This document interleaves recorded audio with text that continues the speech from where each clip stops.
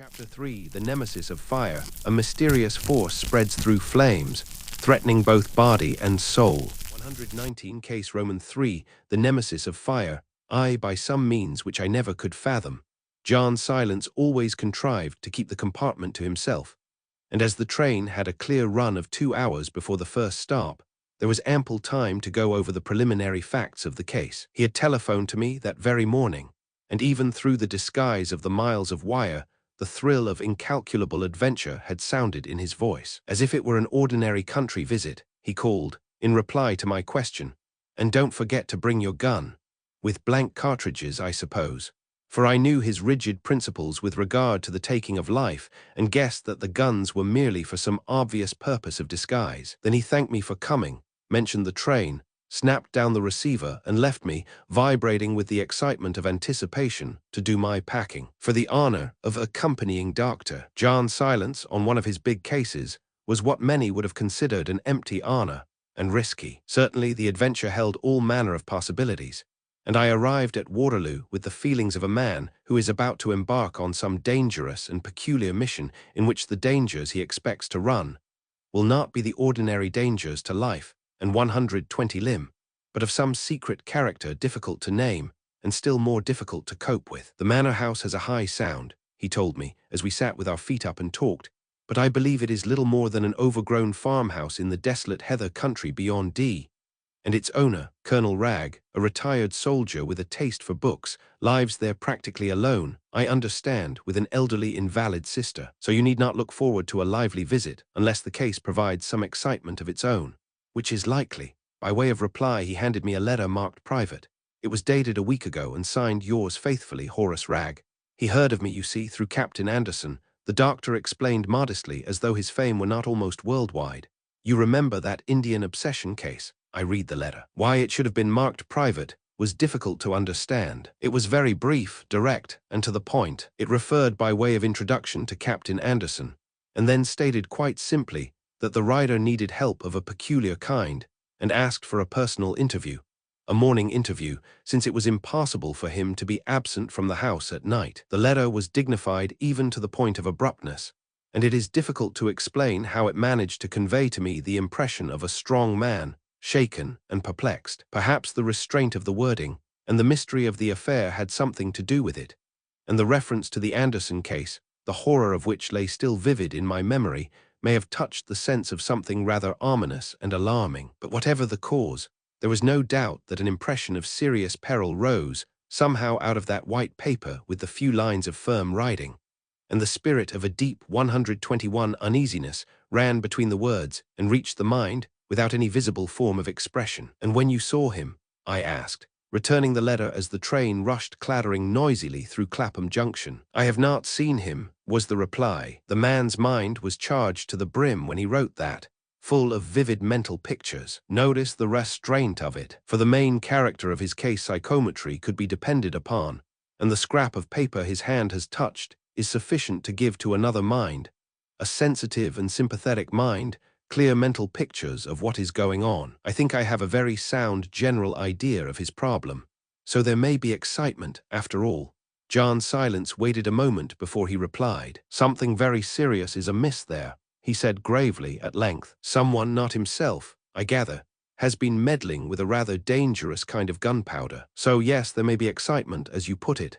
"And my duties?" I asked with a decidedly growing interest. "Remember, I am your assistant. Behave like an intelligent, confidential secretary. Observe everything without seeming to. Say nothing that means anything. Be present at all interviews. I may ask a good deal of you, for if my impressions are correct this is—" He broke off suddenly. "But I won't tell you my impressions yet," he resumed after a moment's thought. "Just watch and listen as the case proceeds. Form your own impressions and cultivate your intuitions. We come as ordinary visitors, of course," he added, a twinkle showing for an instant in his eye. "Hence the guns." Though disappointed not to hear more, I recognized the wisdom of his words and knew how valueless my impressions would be once the powerful suggestion of 122 having heard his own lay behind them. I likewise reflected that intuition joined to a sense of humor was of more use to a man than double the quantity of mere brains. As such, before putting the letter away, however, he handed it back, telling me to place it against my forehead for a few moments, and then describe any pictures that came spontaneously into my mind. Don't deliberately look for anything. Just imagine you see the inside of the eyelid and wait for pictures that rise against its dark screen. I followed his instructions, making my mind as nearly blank as possible. But no visions came. I saw nothing but the lines of light that passed to and fro like the changes of a kaleidoscope across the blackness. A momentary sensation of warmth came and went curiously. "You see what?" he asked presently. "Nothing," I was obliged to admit disappointedly. "Nothing but the usual flashes of light one always sees. Only, perhaps, they are more vivid than usual." He said nothing by way of comment or reply, and they grouped themselves now and then. I continued, with painful candor, for I longed to see the pictures he had spoken of, grouped themselves into globes and round balls of fire, and the lines that flash about sometimes look like triangles and crosses, almost like geometrical figures. Nothing more. I opened my eyes again and gave him back the letter. "It makes my head hot," I said, feeling somehow unworthy for not seeing anything of interest. But the look in his eyes arrested my attention at once. "That sensation of heat is important," he said significantly. "It was certainly real and rather uncomfortable," I replied, hoping he would expand and explain. There was a distinct feeling of warmth, internal warmth somewhere, oppressive in a sense.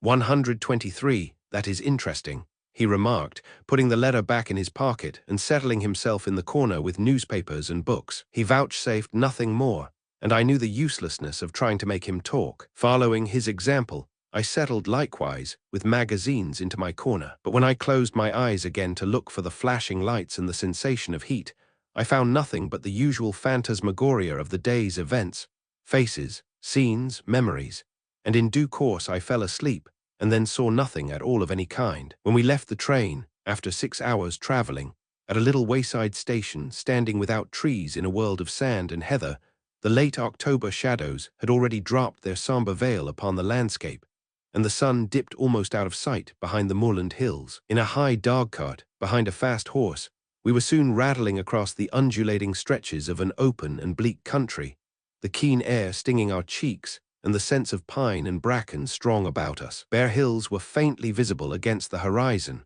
and the coachman pointed to a bank of distant shadows on our left, where he told us the sea lay. Occasional stone farmhouses, standing back from the road among straggling fir trees, and large black barns that seemed to shift past us with a movement of their own in the gloom, were the only signs of humanity and civilization that we saw, until at the end of a bracing 5 miles, the lights of the large gates flared before us, and we plunged into a thick grove of pine trees that concealed the manor house up to the moment of actual arrival. Colonel Ragg himself met us in the hall. He was the typical army officer who had seen service, real service, and found himself in the process. He was tall and well-built, broad in the shoulders but lean as a greyhound, with grave eyes, rather stern, and a moustache turning grey. I judged him to be about 60 years of age, but his movements showed a suppleness of strength and agility that contradicted the years. The face was full of character 124 and resolution, the face of a man to be depended upon, and the straight grey eyes,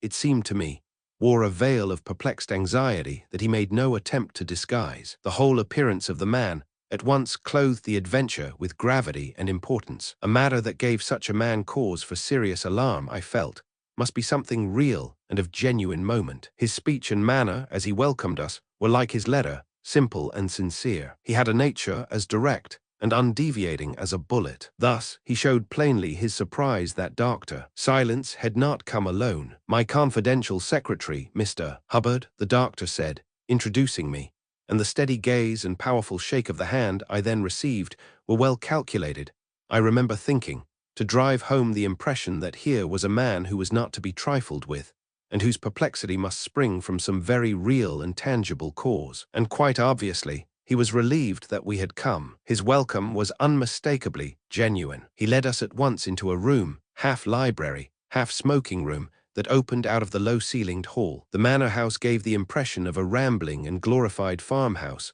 solid, ancient, comfortable, and wholly unpretentious. And so it was, only the heat of the place struck me as unnatural. This room with the blazing fire may have seemed uncomfortably warm after the long drive through the night air. Yet it seemed to me that the hall itself, and the whole atmosphere of the house, breathed a warmth that hardly belonged to well-filled grates or the pipes of hot air and water. It was not the heat of the greenhouse.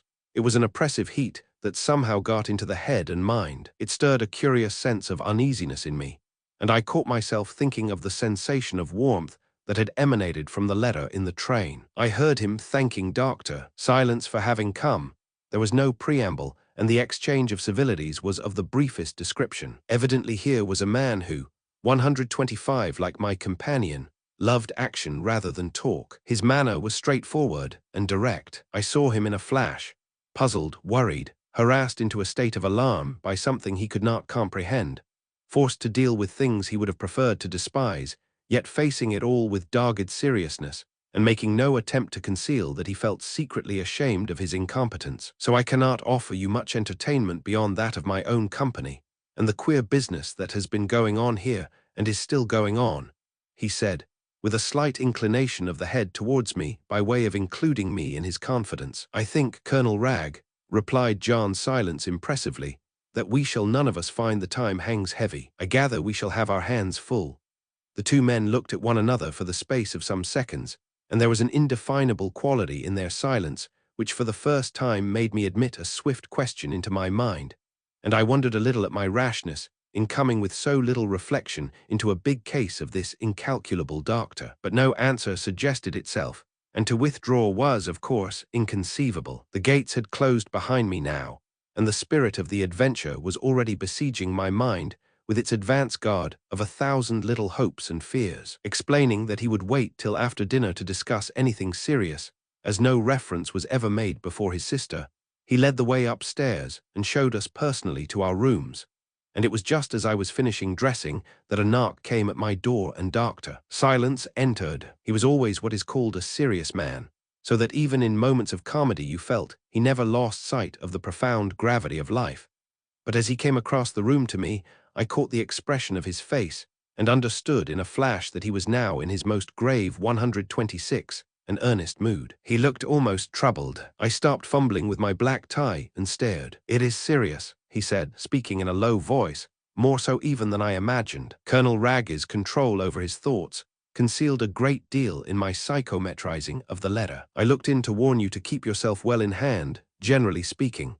"Haunted house?" I asked, conscious of a distinct shiver down my back, but he smiled gravely at the question. "Haunted house of life more likely," he replied, and a look came into his eyes which I had only seen there when a human soul was in the toils and he was thick in the fight of rescue. He was stirred in the deeps. "Colonel Ragg or the sister?" I asked hurriedly, for the gong was sounding. "Neither directly," he said from the door. "Something far older. Something very, very remote indeed. This thing has to do with the ages, unless I am mistaken greatly, the ages on which the mists of memory have long lain undisturbed." He came across the floor very quickly with a finger on his lips, looking at me with a peculiar searchingness of gaze. "Are you aware yet of anything odd here?" he asked in a whisper. "Anything you cannot quite define, for instance? Tell me, Hubbard, for I want to know all your impressions. They may help me." I shook my head, avoiding his gaze, for there was something in the eyes that scared me a little. But he was so in earnest that I set my mind keenly searching. "Nothing yet," I replied truthfully, wishing I could confess to a real emotion. "Nothing but the strange heat of the place." He gave a little jump forward in my direction. "The heat again, that's it," he exclaimed, as though glad of my corroboration. "And how would you describe it? 127, perhaps?" he asked quickly, with a hand on the door knob. "It doesn't seem like ordinary physical heat," I said, casting about in my thoughts for a definition. "More a mental heat," he interrupted. "A glowing of thought and desire, a sort of feverish warmth of the spirit. Isn't that it?"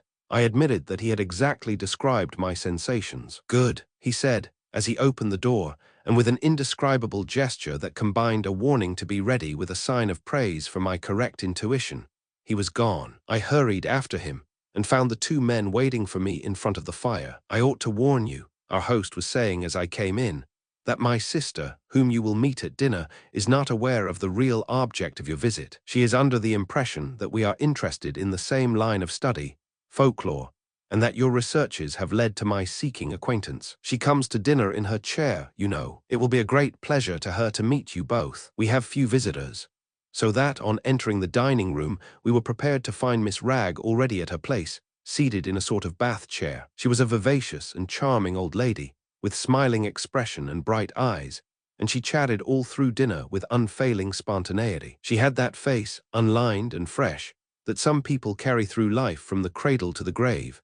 Her smooth, plump cheeks were all pink and white, and her hair, still dark, was divided into two glossy and sleek halves on either side of a careful parting. She wore gold-rimmed glasses, and at her throat was a large scarab of green jasper that made a very handsome brooch. Her brother and Dr. Silence talked little, so that most of the conversation was carried on between herself and me, and she told me a great deal about the history of the old 128 house, most of which I fear I listened to with but half an ear. And when Cromwell stayed here, she babbled on, he occupied the very rooms upstairs that used to be mine. But my brother thinks it's safer for me to sleep on the ground floor now in case of fire.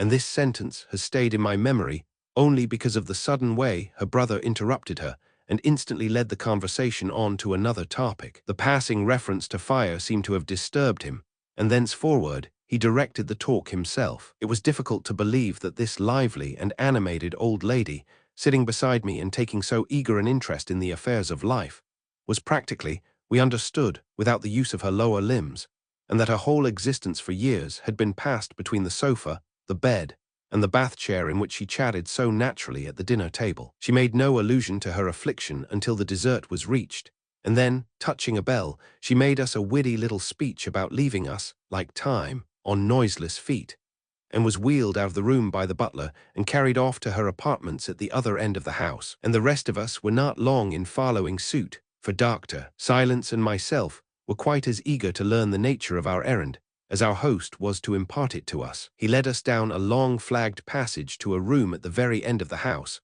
a room provided with double doors and windows I saw heavily shuttered. Books lined the walls on every side, and a large desk in the bow window was piled up with volumes, some open, some shut, some showing scraps of paper stuck between the leaves, and all smothered in a general cataract of untidy foolscap and loose half-sheets. "My study and workroom," explained Colonel Wragge, with a delightful touch of innocent pride, as though he were a very serious scholar. He placed armchairs for us, 129, round the fire. "Here," he added significantly, "we shall be safe from interruption and can talk securely."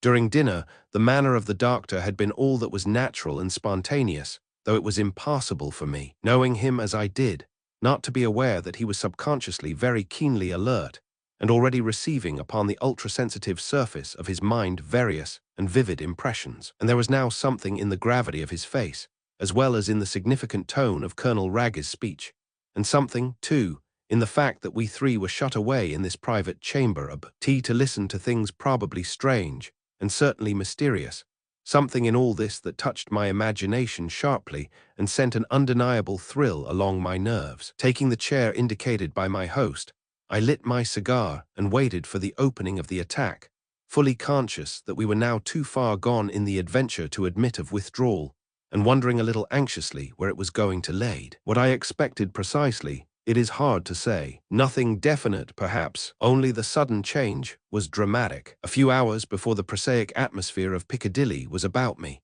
and now I was sitting in a secret chamber of this remote old building, waiting to hear an account of things that held possibly the genuine heart of terror. I thought of the dreary moors and hills outside, and the dark pine copses soughing in the wind of night. I remembered my companion's singular words up in my bedroom before dinner, and then I turned and noted carefully the stern countenance of the colonel as he faced us and lit his big black cigar before speaking. The threshold of an adventure, I reflected as I waited for the first words, is always the most thrilling moment, until the climax comes. But Colonel Wragge hesitated, mentally, a long time before he began. He talked briefly of our journey, the weather, the country, and other comparatively trivial topics, while he sought about in his mind for an 130 appropriate entry into the subject that was uppermost in the thoughts of all of us. The fact was he found it a difficult matter to speak of at all, and it was Dr. Silence who finally showed him the way over the hedge. "Mr. Hubbard will take a few notes when you are ready. You won't object," he suggested. "I can give my undivided attention in this way."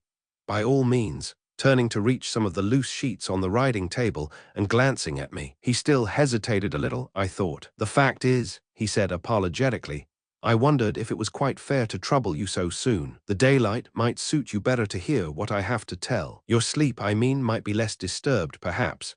I appreciate your thoughtfulness. John Silence replied with his gentle smile, taking command as it were from that moment. But really, we are both quite immune. There is nothing, I think, that could prevent either of us sleeping, except an outbreak of fire or some such very physical disturbance. Colonel Ragg raised his eyes and looked fixedly at him. This reference to an outbreak of fire, I felt sure, was made with a purpose. It certainly had the desired effect of removing from our host's manner the last signs of hesitancy. "Forgive me," he said. "Of course, I know nothing of your methods in matters of this kind, so perhaps you would like me to begin at once and give you an outline of the situation." Doctor Silence bowed his agreement. "I can then take my precautions accordingly," he added calmly. The soldier looked up for a moment, as though he did not quite gather the meaning of these words. But he made no further comment, and turned at once to tackle a subject on which he evidently talked with diffidence and unwillingness. "It's all so utterly out of my line of things," he began, puffing out clouds of cigar smoke between his words. 131. "And there's so little to tell with any real evidence behind it, that it's almost impossible to make a consecutive story for you. It's the total cumulative effect that is so disquieting."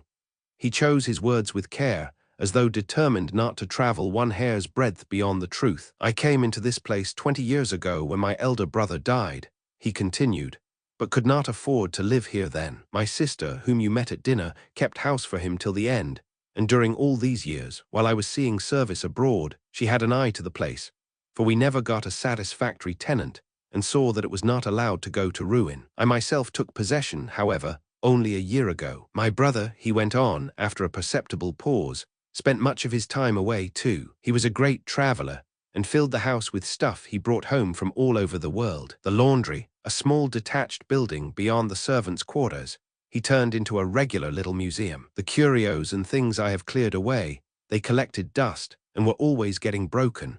But the laundry house you shall see tomorrow." Colonel Ragg spoke with such deliberation, and with so many pauses, that this beginning took him a long time. But at this point, he came to a full stop altogether. Evidently, there was something he wished to say that cost him considerable effort. At length, he looked up steadily into my companion's face. "May I ask you, that is, if you won't think it strange," he said, and a sort of hush came over his voice and manner, "whether you have noticed anything at all unusual, anything queer, since you came into the house?" Doctor Silence answered, without a moment's hesitation. "I have," he said. "There is a curious sensation of heat in the place." 132. "Ah," exclaimed the other with a slight start. "You have noticed it, this unaccountable heat, but its cause, I gather, is not in the house itself, but outside." I was astonished to hear the doctor add. Colonel Ragg rose from his chair and turned to unhook a framed map that hung upon the wall. I got the impression that the movement was made with the deliberate purpose of concealing his face. "Your diagnosis, I believe, is amazingly accurate," he said after a moment, turning round with the map in his hands. "Though, of course, I can have no idea how you should guess." John Silence shrugged his shoulders expressively. "Merely my impression," he said. "If you pay attention to impressions, and do not allow them to be confused by deductions of the intellect, you will often find them surprisingly, uncannily, accurate." Colonel Ragg resumed his seat and laid the map upon his knees. His face was very thoughtful as he plunged abruptly again into his story. "On coming into possession," he said, looking us alternately in the face, "I found a crop of stories of the most extraordinary and impossible kind I had ever heard. Stories which at first I treated with amused indifference, but later was forced to regard seriously, if only to keep my servants. These stories I thought I traced to the fact of my brother's death, and in a way I think so still." He leant forward and handed the map to Dr. Silence. "It's an old plan of the estate," he explained, "but accurate enough for our purpose, and I wish you would note the position of the plantations marked upon it, especially those near the house. That one," indicating the spot with his finger, "is called the 12-acre plantation. It was just there, on the side nearest the house, that my brother and the head-keeper met their deaths." He spoke as a man forced to recognize facts that he deplored, and would have preferred to leave untouched. 133 things he personally would rather have treated with ridicule if possible. It made his words peculiarly dignified and impressive, and I listened with an increasing uneasiness as to the sort of help the doctor would look to me for later. It seemed as though I were a spectator of some drama of mystery, in which any moment I might be summoned to play a part. It was 20 years ago, continued the colonel, but there was much talk about it at the time, unfortunately, and you may perhaps have heard of the affair. Stride, the keeper, was a passionate, hot-tempered man, but I regret to say so was my brother, and quarrels between them seem to have been frequent. I do not recall the affair, said the doctor. May I ask what was the cause of death?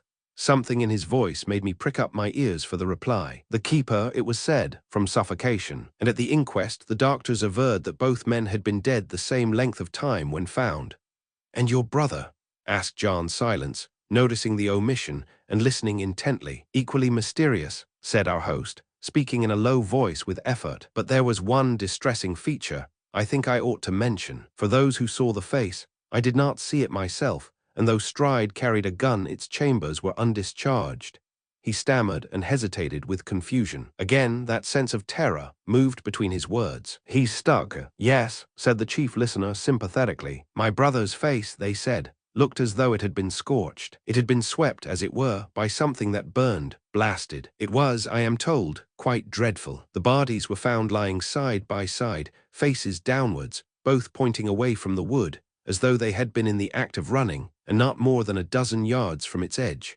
Doctor. Silence made no comment. He appeared to be studying the map attentively. 134. I did not see the face myself, repeated the other, his manner somehow expressing the sense of awe he contrived to keep out of his voice. But my sister unfortunately did, and her present state I believe to be entirely due to the shock it gave to her nerves. She never can be brought to refer to it, naturally, and I am even inclined to think that the memory has mercifully been permitted to vanish from her mind. But she spoke of it at the time as a face swept by flame, blasted.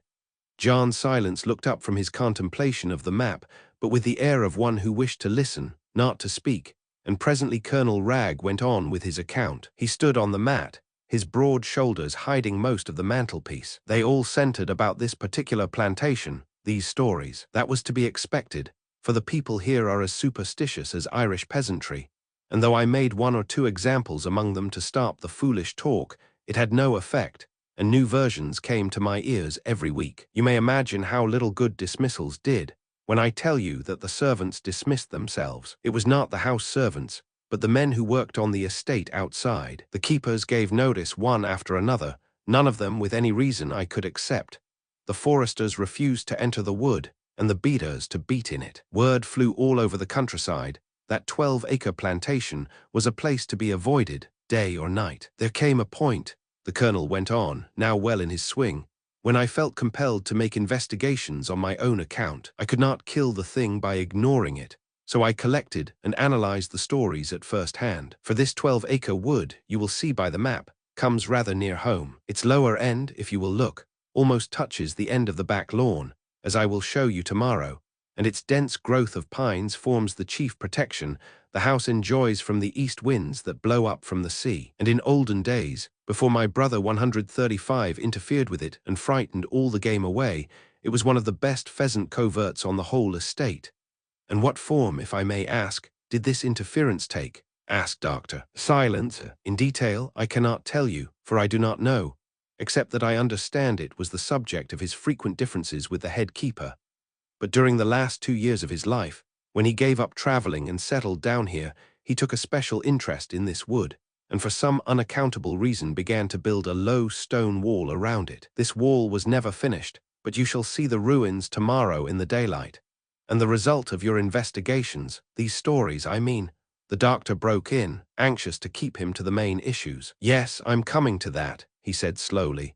But the wood first. For this wood out of which they grew like mushrooms has nothing in any way peculiar about it. It is very thickly grown, and rises to a clearer part in the center, a sort of mound where there is a circle of large boulders, old druid stones, I'm told. At another place, there's a small pond. There's nothing distinctive about it that I could mention, just an ordinary pinewood, a very ordinary pinewood. Only the trees are a bit twisted in the trunks, some of them, and very dense. Nothing more. And the stories, well, none of them had anything to do with my poor brother, or the keeper, as you might have expected.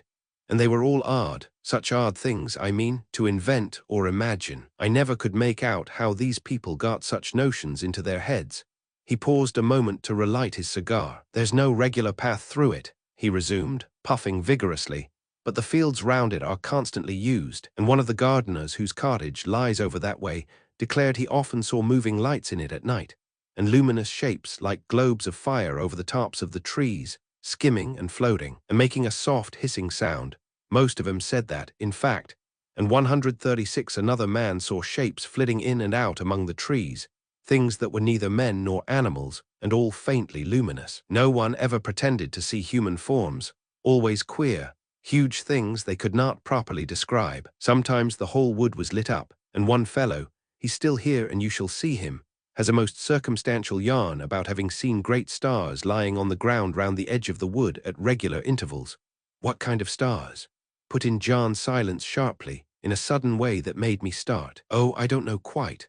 Ordinary stars, I think he said, only very large, and apparently blazing as though the ground was alight. He was too terrified to go close and examine, and he has never seen them since.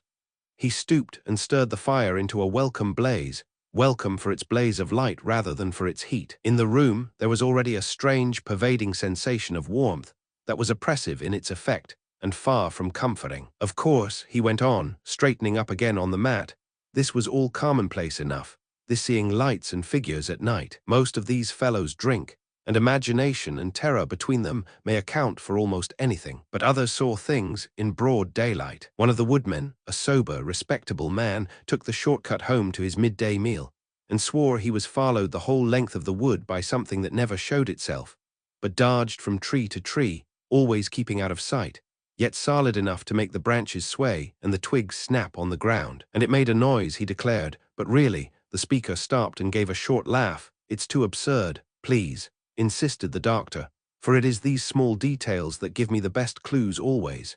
It made a crackling noise, he said, like a bonfire. Those were his very words, like the crackling of a bonfire, finished the soldier with a repetition of his short laugh. 137, most interesting, doctor. Silence observed gravely. Please omit nothing.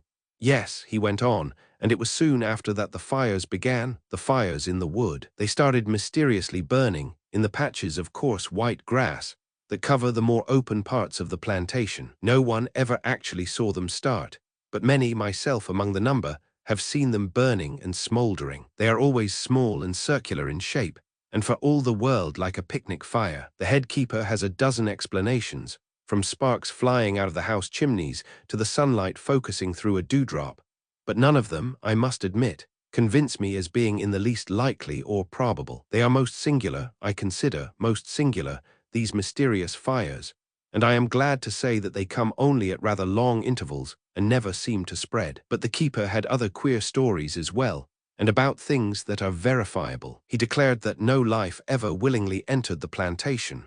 More, that no life existed in it at all. No birds nested in the trees or flew into their shade. He set countless traps, but never caught so much as a rabbit or a weasel. Animals avoided it, and more than once he had picked up dead creatures round the edges that bore no obvious signs of how they had met their death. Moreover, he told me one extraordinary tale about his retriever chasing some invisible creature across the field one day when he was out with his gun. The dog suddenly pointed at something in the field at his feet, and then gave chase, yelping like a mad thing. It followed its imaginary quarry to the borders of the wood, and then went in, a thing he had never known it to do before. The moment it crossed the edge, it is darkish in there even in daylight, it began fighting in the most frenzied and terrific fashion. It made him afraid to interfere, he said, and at last, when the dog came out, hanging its tail down and panting, he found something like white hair stuck to 138 its jaws and brought it to show me. I tell you these details because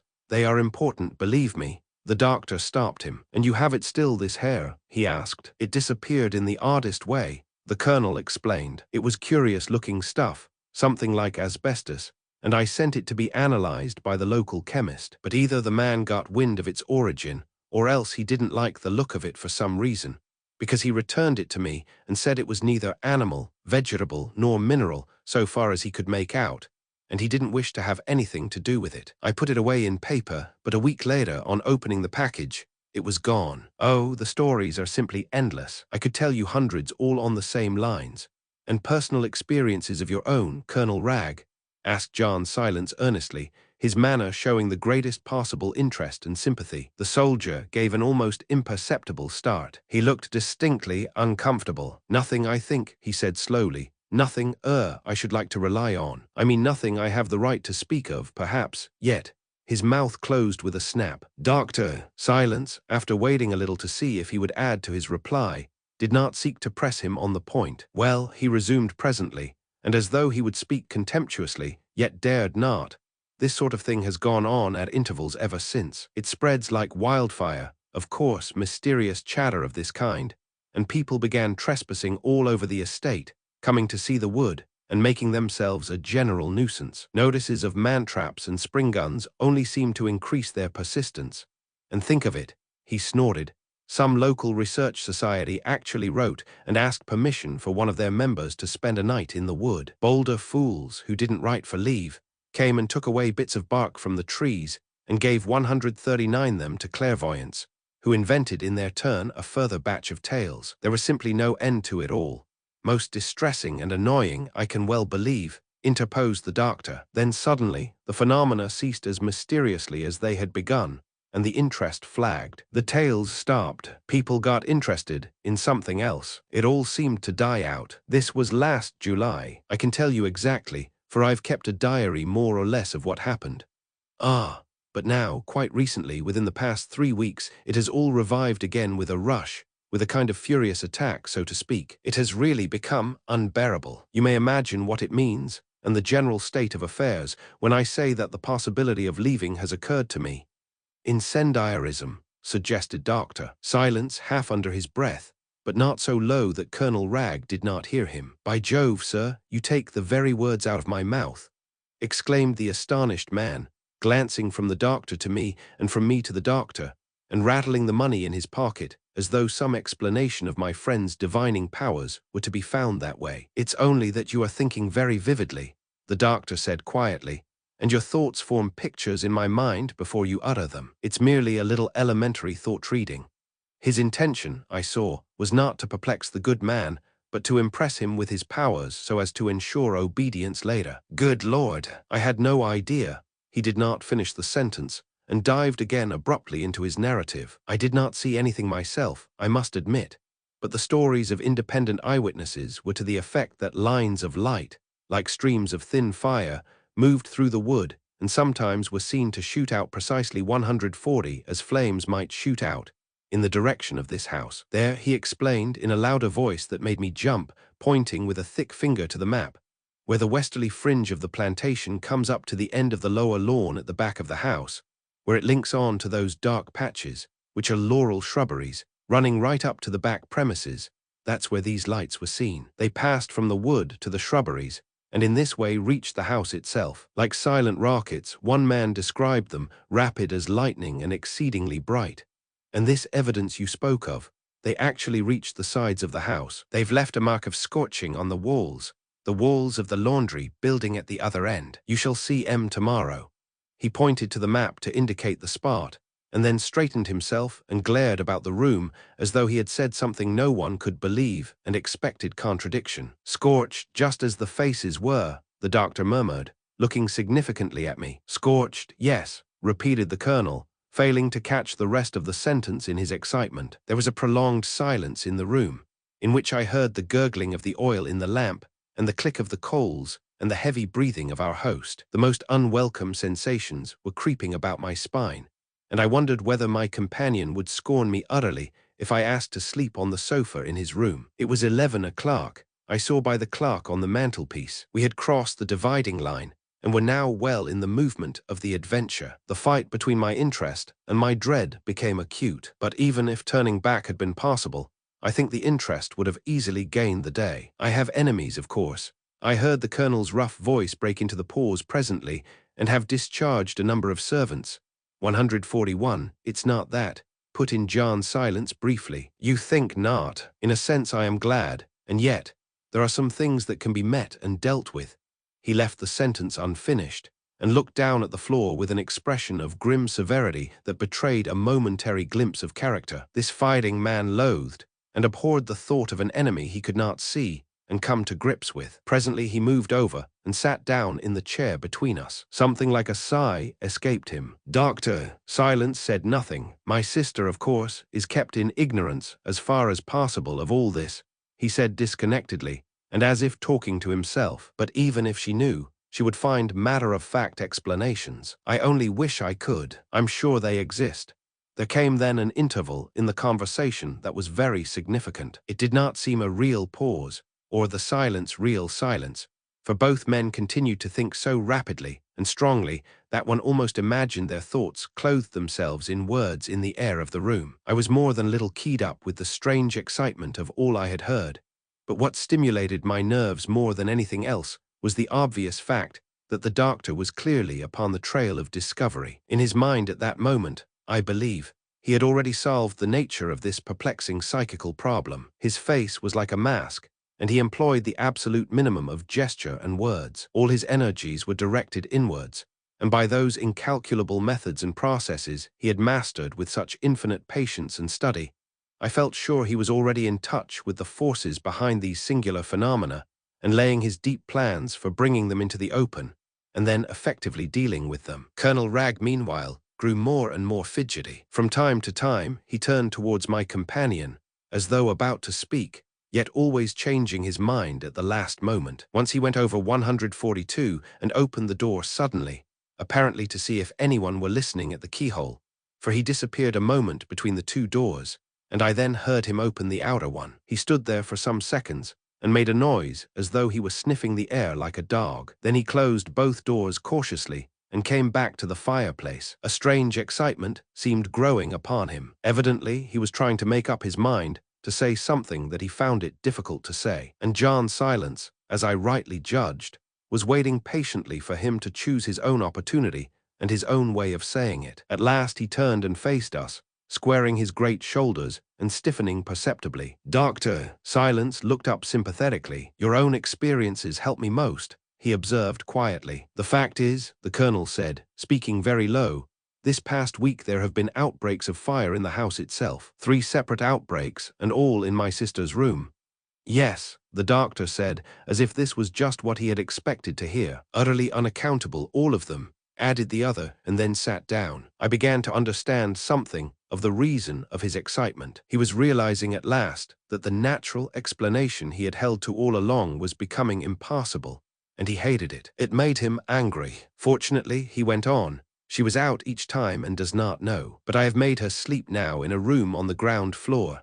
A wise precaution," the doctor said simply. He asked 1 or 2 questions. The fires had started in the curtains, once by the window and once by the bed. The third time smoke had been discovered by the maid coming from the cupboard, and it was found that Miss Wragge's clothes hanging on the hooks were smouldering. The doctor listened attentively, but made no comment. 143, "And now can you tell me," he said presently, "what your own feeling about it is, your general impression?" "It sounds foolish to say so," replied the soldier after a moment's hesitation, "but I feel exactly as I have often felt on active service in my Indian campaigns, just as if the house and all in it were in a state of siege, as though a concealed enemy were encamped about us in ambush somewhere." He uttered a soft, nervous laugh, as if the next sign of smoke would precipitate a panic, a dreadful panic. The picture came before me of the night shadowing the house, and the twisted pine trees he had described crowding about it, concealing some powerful enemy, and glancing at the resolute face and figure of the old soldier, forced at length to his confession, I understood something of all he had been through before he sought the assistance of John Silence. "And tomorrow, unless I am mistaken, is full moon," said the doctor suddenly, watching the other's face for the effect of his apparently careless words. Colonel Wragge gave an uncontrollable start, and his face for the first time showed unmistakable pallor. "What in the world?" he began, his lip quivering. "Only that I am beginning to see light in this extraordinary affair," returned the other calmly, "and if my theory is correct, each month when the moon is at the full should witness an increase in the activity of the phenomena." "I don't see the connection," Colonel Wragge answered almost savagely, "but I am bound to say my diary bears you out." He wore the most puzzled expression I have ever seen upon an honest face, but he abhorred this additional corroboration of an explanation that perplexed him. "I confess," he repeated, "I cannot see the connection." "Why should you?" said the doctor with his first laugh that evening. He got up and hung the map upon the wall again. "But I do, because these things are my special 144 study. And let me add that I have yet to come across a problem that is not natural and has not a natural explanation. It's merely a question of how much one knows and admits." Colonel Wragge eyed him with a new and curious respect in his face, but his feelings were soothed. Moreover, the doctor's laugh and change of manner came as a relief to all, and broke the spell of grave suspense that had held us so long. We all rose and stretched our limbs, and took little walks about the room. "I am glad, Doctor, Silence, if you will allow me to say so, that you are here," he said simply. "Very glad indeed. And now I fear I have kept you both up very late," with a glance to include me, "for you must be tired and ready for your beds. I have told you all there is to tell," he added, "and tomorrow you must feel perfectly free to take any steps you think necessary."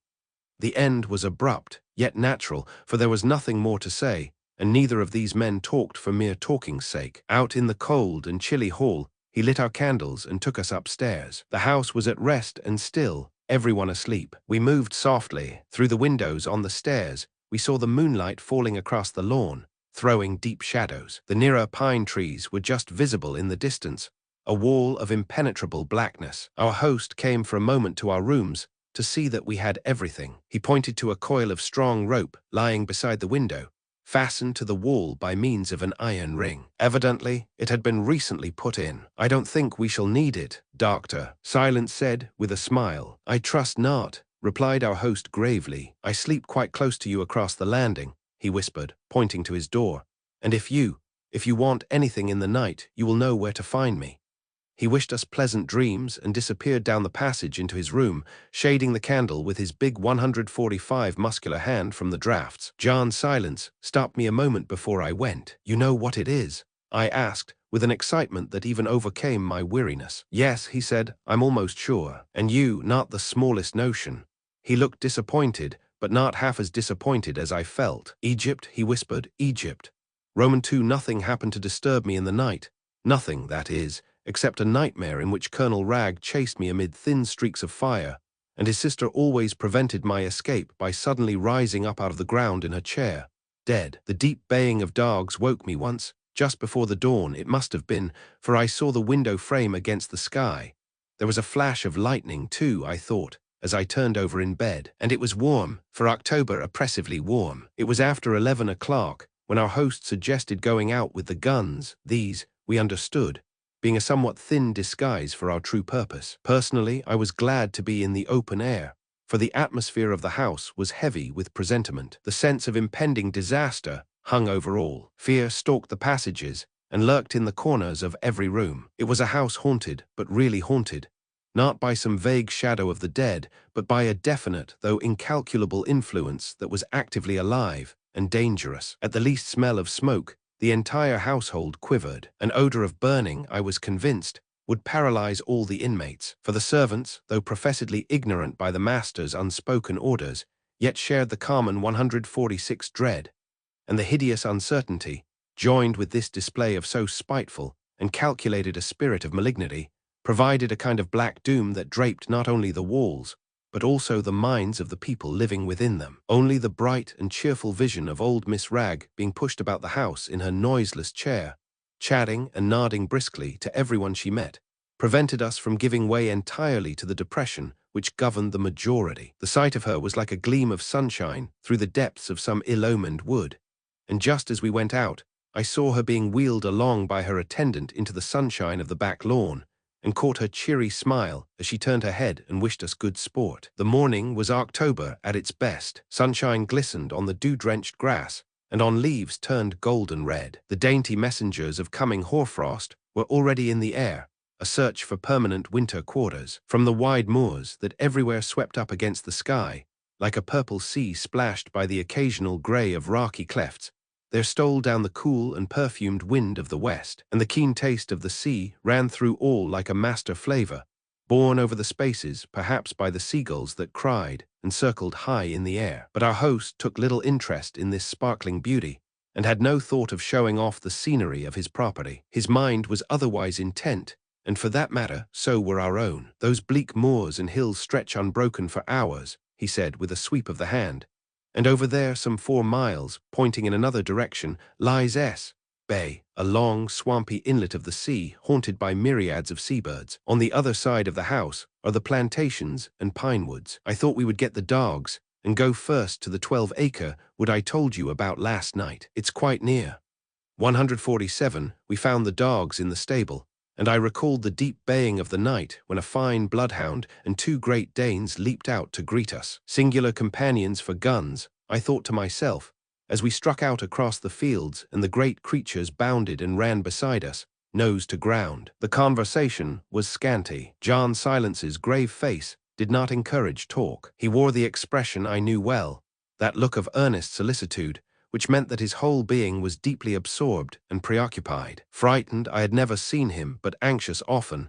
It always moved me to witness it, and he was anxious now. On the way back you shall see the laundry building, Colonel Wragge observed shortly, for he too found little to say. We shall attract less attention then.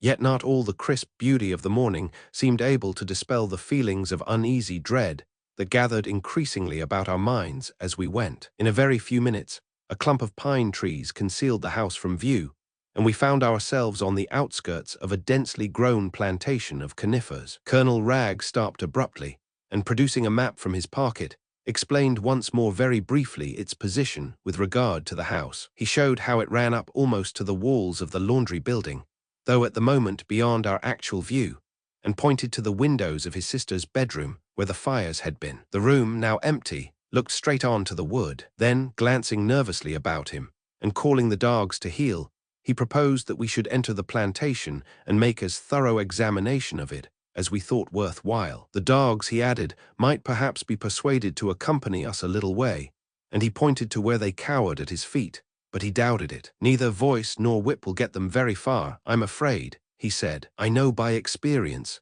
If you have no objection, replied Dr. Silence with decision, and speaking almost for the first time, we will 148 make our examination alone, Mr. Hubbard and myself. It will be best so. His tone was absolutely final, and the colonel acquiesced so politely that even a less intuitive man than myself must have seen that he was genuinely relieved. You doubtless have good reasons, he said, merely that I wish to obtain my impressions uncolored. This delicate clue I am working on might be so easily blurred by the thought currents of another mind with strongly preconceived ideas.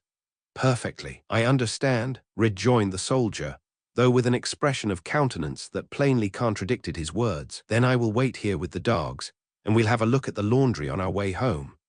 I turned once to look back as we clambered over the low stone wall built by the late owner, and saw his straight, soldierly figure standing in the sunlit field, watching us with a curiously intent look on his face. There was something to me incongruous, yet distinctly pathetic, in the man's efforts to meet all far-fetched explanations of the mystery with contempt, and at the same time in his stolid, unswerving investigation of it all. He nodded at me and made a gesture of farewell with his hand. That picture of him, standing in the sunshine with his big dogs, steadily watching us, remains with me to this day. Dr. Silence led the way in among the twisted trunks, planted closely together in serried ranks, and I followed sharp at his heels. The moment we were out of sight, he turned and put down his gun against the roots of a big tree, and I did likewise. We shall hardly want these cumbersome weapons of murder, he observed, with a passing smile. You are sure of your clue, then?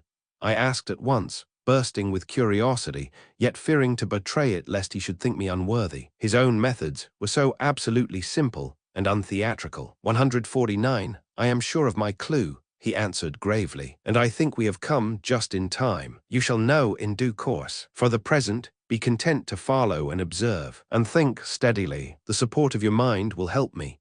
His voice had that quiet mastery in it which leads men to face death with a sort of happiness and pride. I would have followed him anywhere at that moment. At the same time, his words conveyed a sense of dread seriousness. I caught the thrill of his confidence, but also, in this broad light of day, I felt the measure of alarm that lay behind. You still have no strong impressions? He asked. Nothing happened in the night, for instance? No vivid dreamings? He looked closely for my answer, I was aware. I slept almost an unbroken sleep. I was tremendously tired, you know, and but for the oppressive heat. Good. You still notice the heat, then? He said to himself, rather than expecting an answer. And the lightning, he added, that lightning out of a clear sky, that flashing, did you notice that? I answered truly that I thought I had seen a flash during a moment of wakefulness, and he then drew my attention to certain facts before moving on. You remember the sensation of warmth when you put the letter to your forehead in the train, the heat generally in the house last evening, and, as you now mention, in the night. You heard, too, the Colonel's stories about the appearances of fire in this wood and in the house itself, and the way his brother and the gamekeeper came to their deaths 20 years ago. I nodded, wondering what in the world it all meant. And you get no clue from these facts? He asked, a trifle surprised. I searched every corner of my mind and imagination for some inkling of his meaning, but was obliged to admit that I understood nothing so far. 150, never mind, you will later. And now, he added, we will go over the wood and see what we can find. His words explained to me something of his method. We were to keep our minds alert and report to each other the least fancy that crossed the picture gallery of our thoughts. Then, just as we started, he turned again to me with a final warning. And for your safety, he said earnestly, imagine now, and for that matter, imagine always until we leave this place, imagine with the utmost keenness that you are surrounded by a shell that protects you. Picture yourself inside a protective envelope, and build it up with the most intense imagination you can evoke. Pour the whole force of your thought and will into it. Believe vividly all through this adventure that such a shell, constructed of your thought, will, and imagination, surrounds you completely, and that nothing can pierce it to attack. He spoke with dramatic conviction, gazing hard at me as though to enforce his meaning, and then moved forward and began to pick his way over the rough, tussocky ground into the wood. And meanwhile, knowing the efficacy of his prescription, I adopted it to the best of my ability. The trees at once closed about us like the night. Their branches met overhead in a continuous tangle. Their stems crept closer and closer.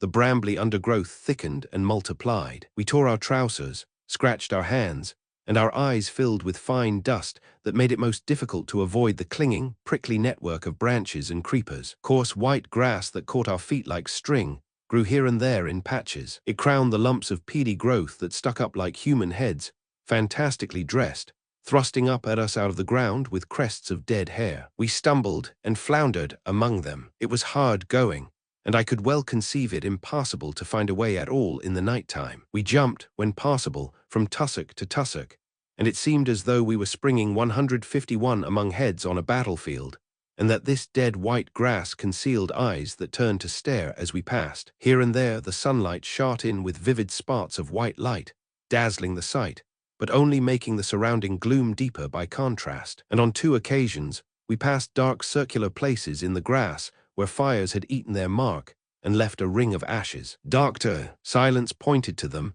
but without comment and without pausing, and the sight of them woke in me a singular realization of the dread that lay so far only just out of sight in this adventure. It was exhausting work and heavy going. We kept close together. The warmth, too, was extraordinary. Yet it did not seem the warmth of the body due to violent exertion, but rather an inner heat of the mind that laid glowing hands of fire upon the heart and set the brain in a kind of steady blaze. When my companion found himself too far in advance, he waited for me to come up. The place had evidently been untouched by hand of man, keeper, forester, or sportsman for many a year, and my thoughts as we advanced painfully were not unlike the state of the wood itself, dark, confused, full of a haunting wonder and the shadow of fear. By this time all signs of the open field behind us were hid. No single gleam penetrated. We might have been groping in the heart of some primeval forest. Then suddenly the brambles and tussocks and string-like grass came to an end,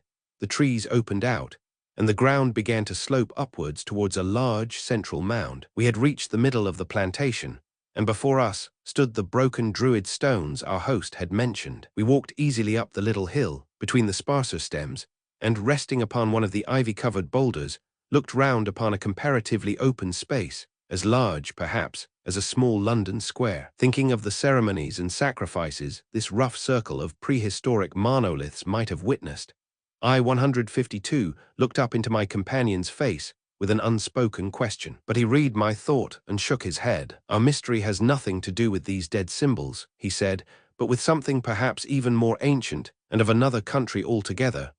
Egypt, I said half under my breath, hopelessly puzzled, but recalling his words in my bedroom. He nodded. Mentally I still floundered, but he seemed intensely preoccupied, and it was no time for asking questions.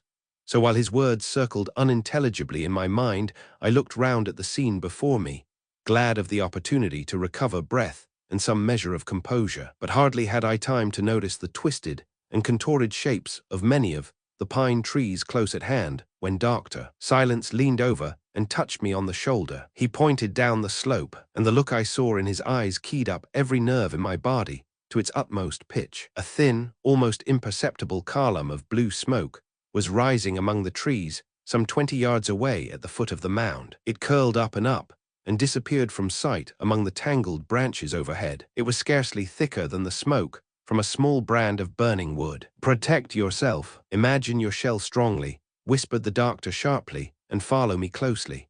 He rose at once and moved swiftly down the slope towards the smoke, and I followed, afraid to remain alone. I heard the soft crunching of our steps on the pine needles. Over his shoulder, I watched the thin blue spiral, without once taking my eyes off it. I hardly know how to describe the peculiar sense of vague horror inspired in me by the sight of that streak of smoke penciling its way upwards among the dark trees, and the sensation of increasing heat as we approached was phenomenal. It was like walking towards a glowing yet invisible fire. As we drew nearer, his pace slackened. Then he stopped and pointed, and I saw a small circle of burnt grass upon 153 the ground. The tussocks were blackened and smouldering, and from the center rose this line of smoke, pale, blue, steady. Then I noticed a movement of the atmosphere beside us, as if the warm air were rising and the cooler air rushing in to take its place. A little center of wind in the stillness. Overhead the boughs stirred and trembled where the smoke disappeared. Otherwise, not a tree sighed, not a sound made itself heard. The wood was still as a graveyard. A horrible idea came to me that the course of nature was about to change without warning, had changed a little already, that the sky would drop, or the surface of the earth crash inwards like a broken bubble. Something, certainly, reached up to the citadel of my reason, causing its throne to shake. John Silence moved forward again. I could not see his face, but his attitude was plainly one of resolution, of muscles and mind ready for vigorous action. We were within 10 feet of the blackened circle when the smoke of a sudden ceased to rise and vanished. The tail of the column disappeared in the air above, and at the same instant, it seemed to me that the sensation of heat passed from my face, and the motion of the wind was gone. The calm spirit of the fresh October day resumed command. Side by side, we advanced and examined the place. The grass was smoldering, the ground still hot. The circle of burned earth was 1 foot to 1.5 feet in diameter. It looked like an ordinary picnic fireplace. I bent down cautiously to look, but in a second I sprang back with an involuntary cry of alarm, for, as the doctor stamped on the ashes to prevent them spreading, a sound of hissing rose from the spot, as though he had kicked a living creature. This hissing was faintly audible in the air. It moved past us, away towards the thicker portion of the wood in the direction of our field, and in a second Dr. Silence had left the fire and started in pursuit, and then began the most extraordinary hunt of invisibility I can ever conceive. 154, he went fast even at the beginning, and of course, it was perfectly obvious that he was following something. To judge by the poise of his head, he kept his eyes steadily at a certain level, just above the height of a man, and the consequence was he stumbled a good deal over the roughness of the ground. The hissing sound had stopped. There was no sound of any kind, and what he saw to follow was utterly beyond me. I only know that in mortal dread of being left behind,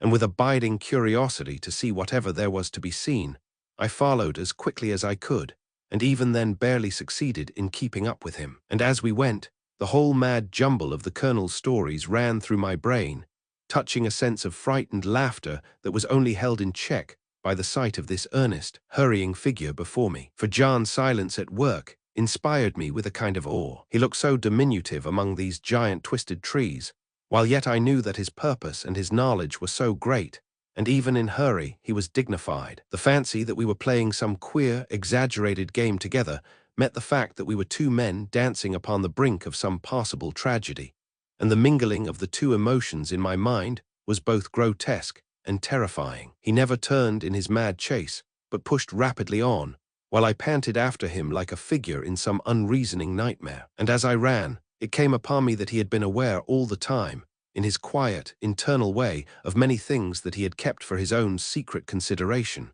He had been watching, waiting, planning from the very moment we entered the shade of the wood. By some inner, concentrated process of mind, dynamic if not actually magical, he had been in direct contact with the source of the whole adventure, the very essence of the real mystery. And now the forces were moving to a climax. Something was about to happen, something important, something possibly dreadful. Every nerve, 155, every sense, every significant gesture of the plunging figure before me proclaimed the fact just as surely as the skies, the winds, and the face of the earth tell the birds the time to migrate and warn the animals that danger lurks and they must move. In a few moments, we reached the foot of the mound and entered the tangled undergrowth that lay between us and the sunlight of the field. Here the difficulties of fast traveling increased 100-fold. There were brambles to dodge, low boughs to dive under, and countless tree trunks closing up to make a direct path impassable. Yet Dr. Silence never seemed to falter or hesitate. He went diving, jumping, dodging, ducking,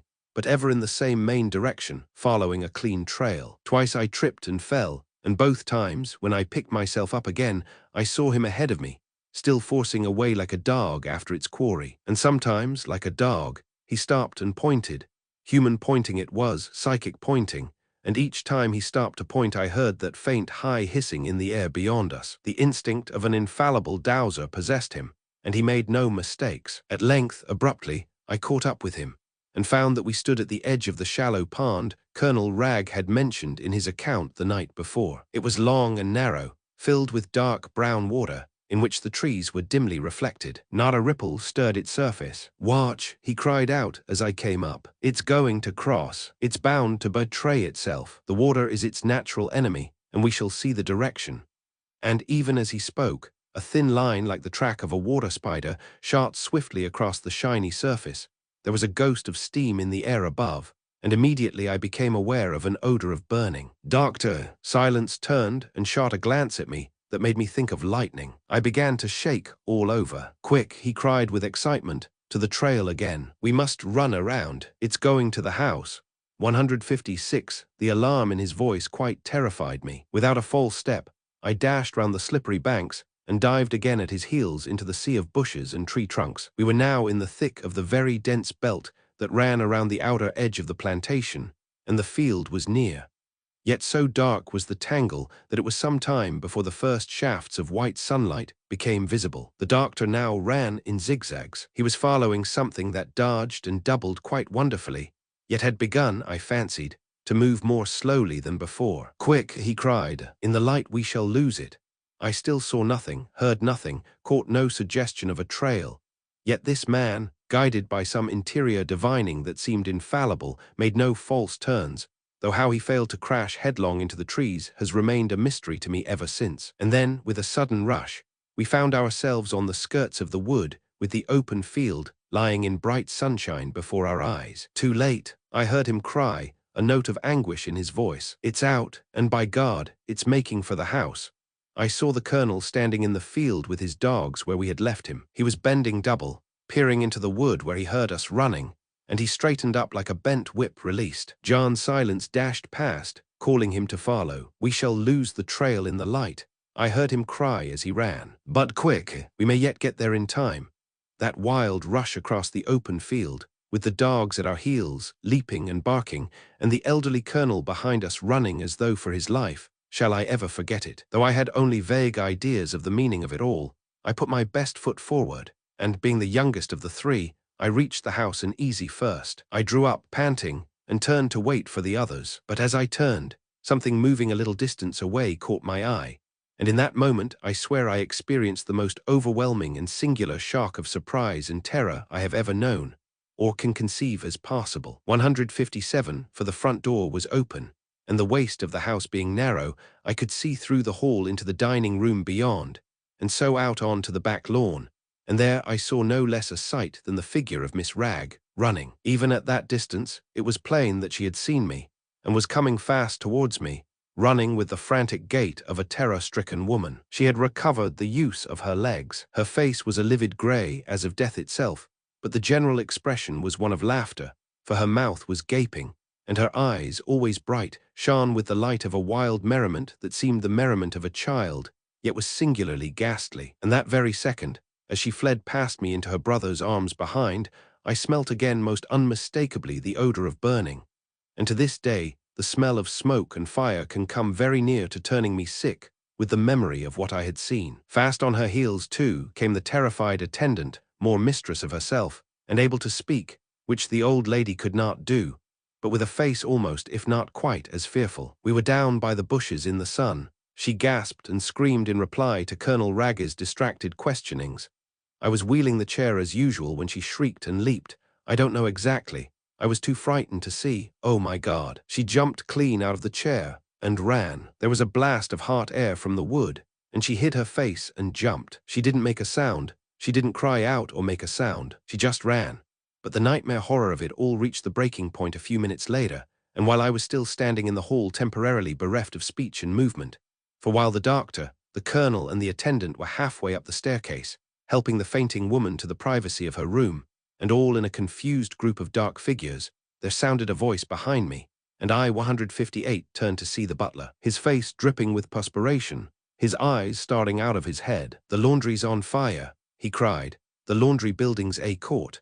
I remember his odd expression, "a court," and wanting to laugh, but finding my face rigid and inflexible. "The devil's about again, help me God," he cried, in a voice thin with terror, running about in circles. And then the group on the stairs scattered as at the sound of a shot, and the colonel and doctor. Silence came down 3 steps at a time, leaving the afflicted Miss Ragg to the care of her single attendant. We were out across the front lawn in a moment and round the corner of the house, the colonel leading, Silence and I at his heels, and the portly butler puffing some distance in the rear, getting more and more mixed in his addresses to God and the devil. And the moment we passed the stables and came into view of the laundry building, we saw a wicked-looking volume of smoke pouring out of the narrow windows, and the frightened women servants and grooms running hither and thither, calling aloud as they ran. The arrival of the master restored order instantly, and this retired soldier, poor thinker perhaps, but capable man of action, had the matter in hand from the start. He issued orders like a martinet, and almost before I could realize it, there were streaming buckets on the scene, and a line of men and women formed between the building and the stable pump. Inside, I heard John Silence cry, and the colonel followed him through the door, while I was just quick enough at their heels to hear him add, "The smoke's the worst part of it. There's no fire yet, I think." And true enough, there was no fire. The interior was thick with smoke, but it speedily cleared, and not a single bucket was used upon the floor or walls. The air was stifling, the heat fearful. 159, there's precious little to burn in here. It's all stone, the colonel exclaimed, coughing. But the doctor was pointing to the wooden covers of the great cauldron in which the clothes were washed, and we saw that these were smouldering and charred. And when we sprinkled half a bucket of water on them, the surrounding bricks hissed and fizzed, and sent up clouds of steam. Through the open door and windows, this passed out with the rest of the smoke, and we 3 stood there on the brick floor staring at the spot and wondering, each in our own fashion, how in the name of natural law the place could have caught fire or smoked at all. And each was silent, myself from sheer incapacity and befuddlement, the colonel from the quiet pluck that faces all things yet speaks little, and John's Silence from the intense mental grappling with this latest manifestation of a profound problem that called for concentration of thought rather than for any words. There was really nothing to say. The facts were indisputable. Colonel Ragg was the first to utter. "My sister," he said briefly, and moved off. In the yard, I heard him sending the frightened servants about their business in an excellently matter-of-fact voice, scolding someone roundly for making such a big fire and letting the flues get overheated, and paying no heed to the stammering reply that no fire had been lit there for several days. Then he dispatched a groom on horseback for the local doctor. Then Doctor Silence turned and looked at me. The absolute control he possessed, not only over the outward expression of emotion by gesture, change of color, light in the eyes, and so forth, but also, as I well knew, over its very birth in his heart, the mask-like face of the dead he could assume at will, made it extremely difficult to know at any given moment what was at work in his inner consciousness. But now, when he turned and looked at me, there was no sphinx expression there, but rather the 160 keen, triumphant face of a man who had solved a dangerous and complicated problem and saw his way to a clean victory. "Now do you guess?" he asked quietly, as though it were the simplest matter in the world, and ignorance were impossible. I could only stare stupidly and remain silent. He glanced down at the charred cauldron lids and traced a figure in the air with his finger. But I was too excited, or too mortified, or still too dazed, perhaps, to see what it was he outlined, or what it was he meant to convey. I could only go on staring and shaking my puzzled head. "A fire elemental," he cried. "A fire elemental of the most powerful and malignant kind." "A what?"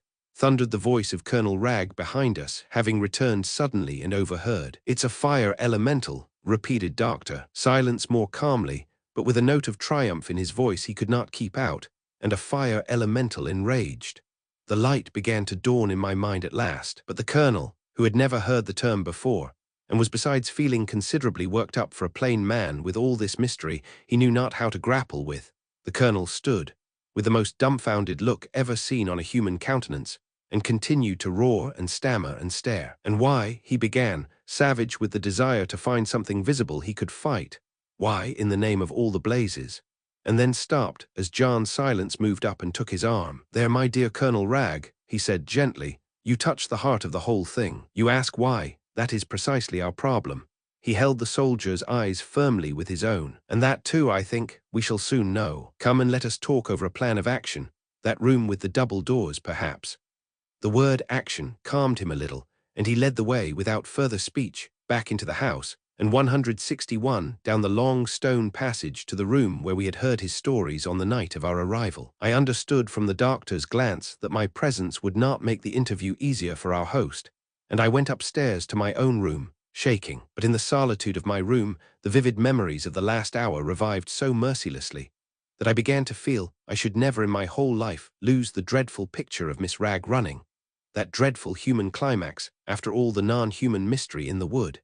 And I was not sorry when a servant knocked at my door and said that Colonel Ragg would be glad if I would join them in the little smoking room. "I think it is better you should be present," was all Colonel Ragg said as I entered the room. I took the chair with my back to the window. There was still an hour before lunch, though I imagine that the usual divisions of the day hardly found a place in the thoughts of any one of us. The atmosphere of the room was what I might call electric. The Colonel was positively bristling. He stood with his back to the fire, fingering an unlit black cigar, his face flushed, his being obviously roused and ready for action. He hated this mystery. It was poisonous to his nature, and he longed to meet something face to face, something he could gauge and fight. Dr. Silence, I noticed at once, was sitting before the map of the estate, which was spread upon a table. I knew by his expression the state of his mind. He was in the thick of it all, knew it, delighted in it, and was working at high pressure. He recognized my presence with a lifted eyelid, and the flash of the eye, contrasted with his stillness and composure, told me volumes. "I was about to explain to our host briefly what seems to me afoot in all this business," he said without looking up, "when he asked that you should join us so that we can all work together."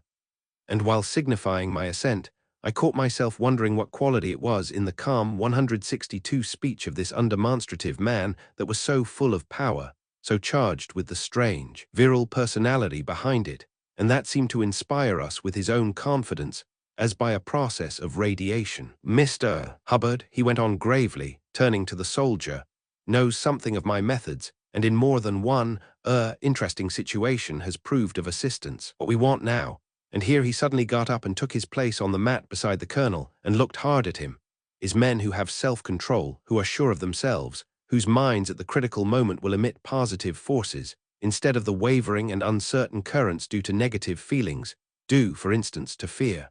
He looked at us each in turn. Colonel Ragg moved his feet farther apart and squared his shoulders, and I felt guilty, but said nothing, conscious that my latent store of courage was being deliberately hauled to the front. "He was winding me up like a clerk, so that in what is yet to come," continued our leader, "each of us will contribute his share of power and ensure success for my plan."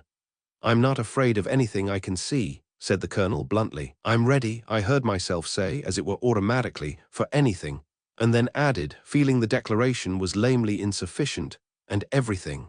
Dr. Silence left the mat and began walking to and fro about the room, both hands plunged deep into the pockets of his shooting jacket. Tremendous vitality streamed from him. I never took my eyes off the small, moving figure, small, yes, and yet somehow making me think of a giant plotting the destruction of worlds. And his manner was gentle, as always, soothing almost, and his words uttered quietly without emphasis or emotion. Most of what he said was addressed, though not too obviously, to the Colonel. 163. The violence of this sudden attack, he said softly, pacing to and fro beneath the bookcase at the end of the room, is due, of course, partly to the fact that tonight the moon is at the full.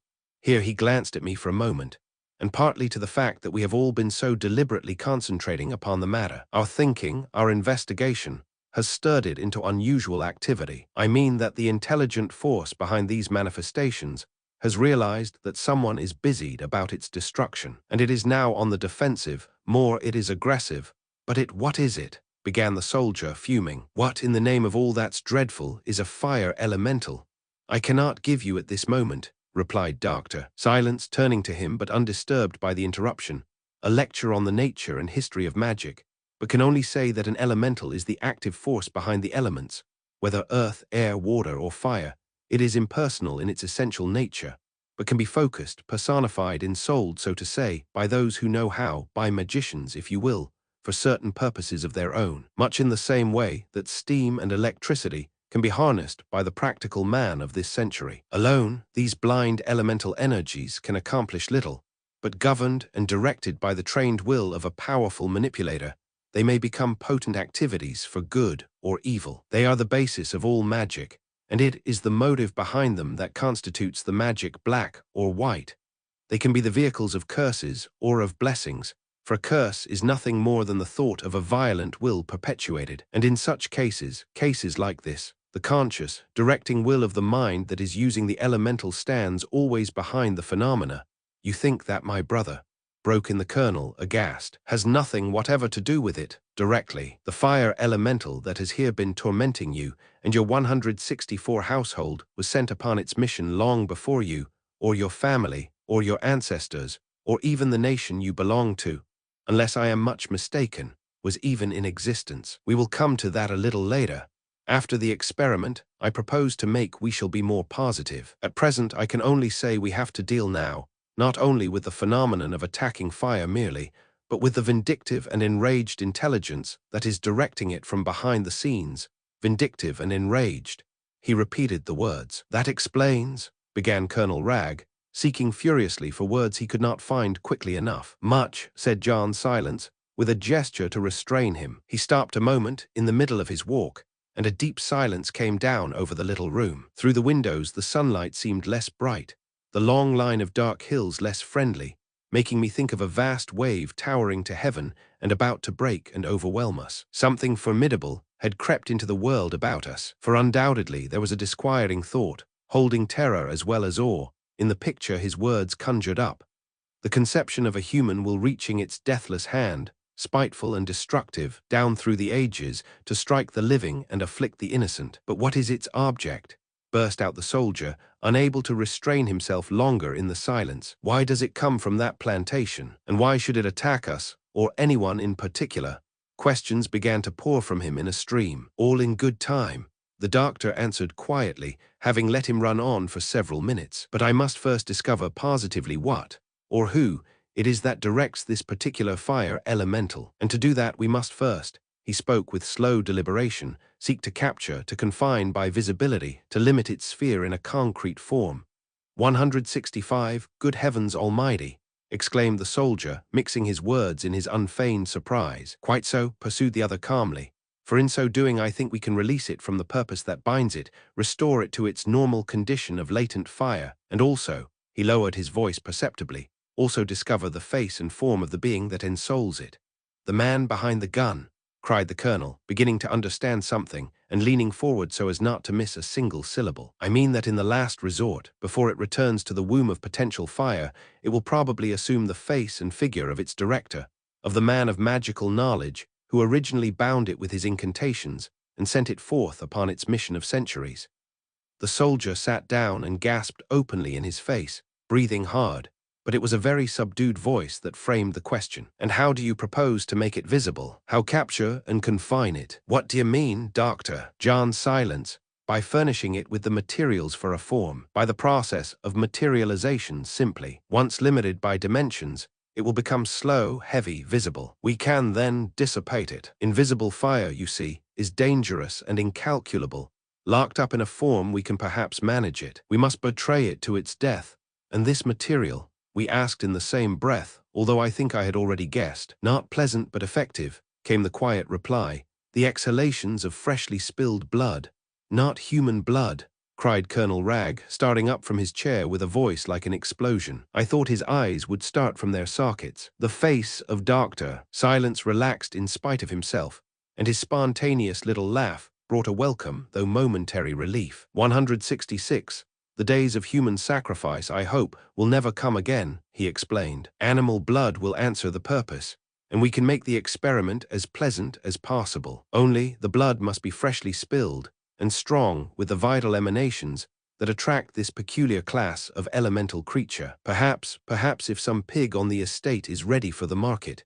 He turned to hide a smile, but the passing touch of comedy found no echo in the mind of our host, who did not understand how to change quickly from one emotion to another. Clearly, he was debating many things laboriously in his honest brain. But in the end, the earnestness and scientific disinterestedness of the doctor, whose influence over him was already very great, won the day, and he presently looked up more calmly and observed shortly that he thought perhaps the matter could be arranged. There are other and pleasanter methods, Dr. Silence went on to explain, but they require time and preparation, and things have gone much too far, in my opinion, to admit of delay. And the process need cause you no distress.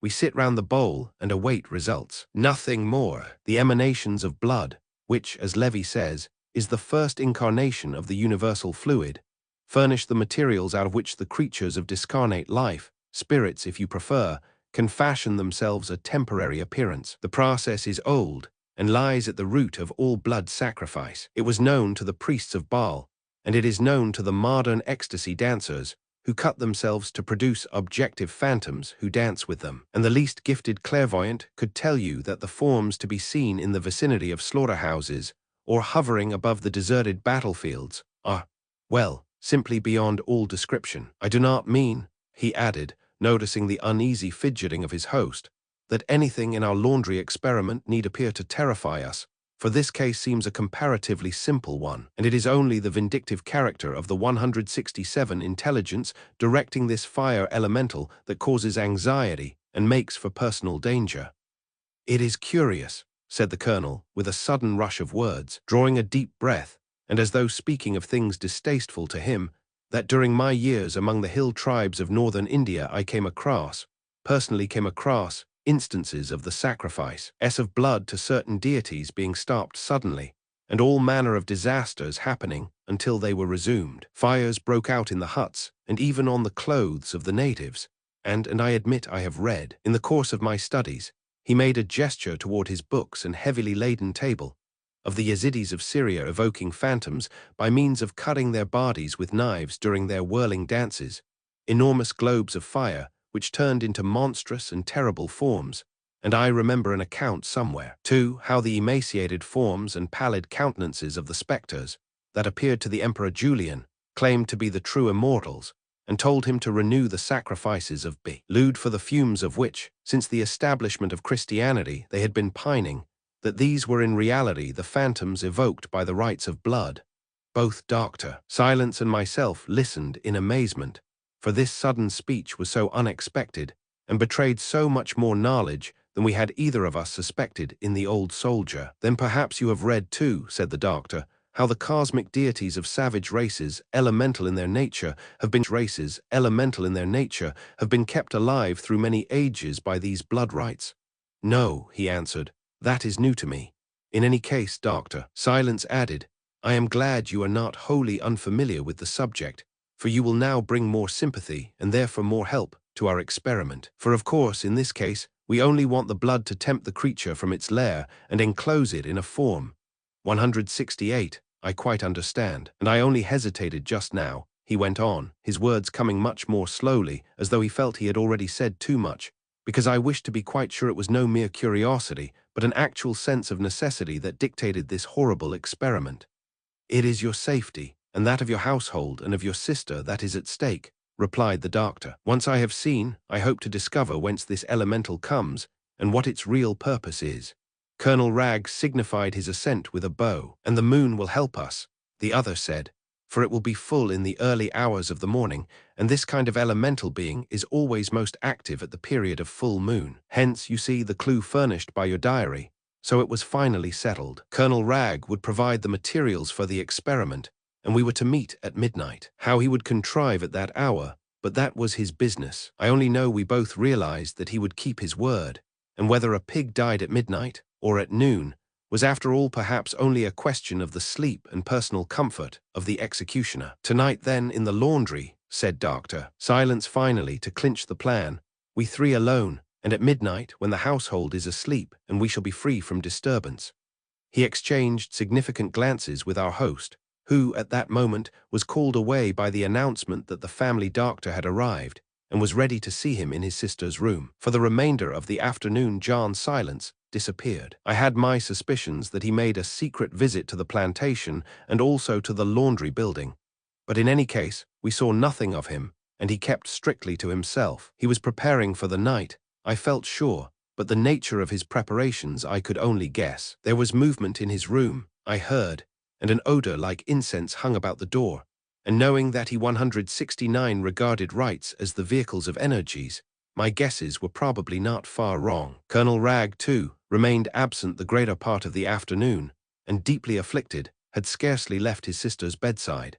But in response to my inquiry when we met for a moment at tea-time, he told me that although she had moments of attempted speech, her talk was quite incoherent and hysterical, and she was still quite unable to explain the nature of what she had seen. The doctor, he said, feared she had recovered the use of her limbs, only to lose that of her memory, and perhaps even of her mind. "Then the recovery of her legs, I trust, may be permanent at any rate," I ventured, finding it difficult to know what sympathy to offer, and he replied with a curious short laugh, "Oh yes, about that there can be no doubt whatever," and it was due merely to the chance of my overhearing a fragment of conversation, unwillingly, of course, that a little further light was thrown upon the state in which the old lady actually lay. For, as I came out of my room, it happened that Colonel Ragg and the doctor were going downstairs together, and their words floated up to my ears before I could make my presence known by so much as a cough. "Then you must find a way," the doctor was saying with decision, "for I cannot insist too strongly upon that, and at all costs she must be kept quiet. These attempts to go out must be prevented, if necessary, by force. This desire to visit some wood or other she keeps talking about is, of course, hysterical in nature. It cannot be permitted for a moment.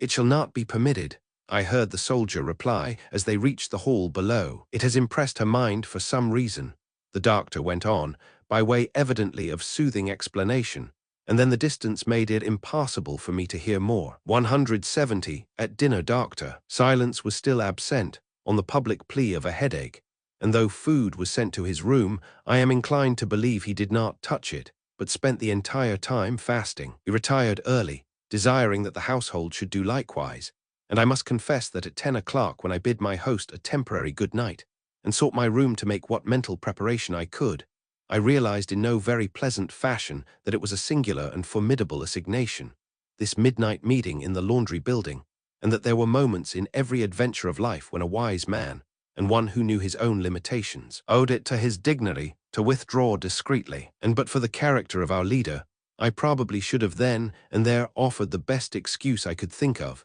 and have allowed myself quietly to fall asleep and wait for an exciting story in the morning of what had happened. But with a man like John Silence, such a lapse was out of the question, and I sat before my fire counting the minutes, and doing everything I could think of to fortify my resolution and fasten my will at the point where I could be reasonably sure that my self-control would hold against all attacks of men, devils, or elementals. Roman 3 at a quarter before midnight, clad in a heavy ulster and with slippered feet, I crept cautiously from my room and stole down the passage to the top of the stairs. Outside the doctor's door, I waited a moment to listen. All was still, the house in utter darkness, no gleam of light beneath any door.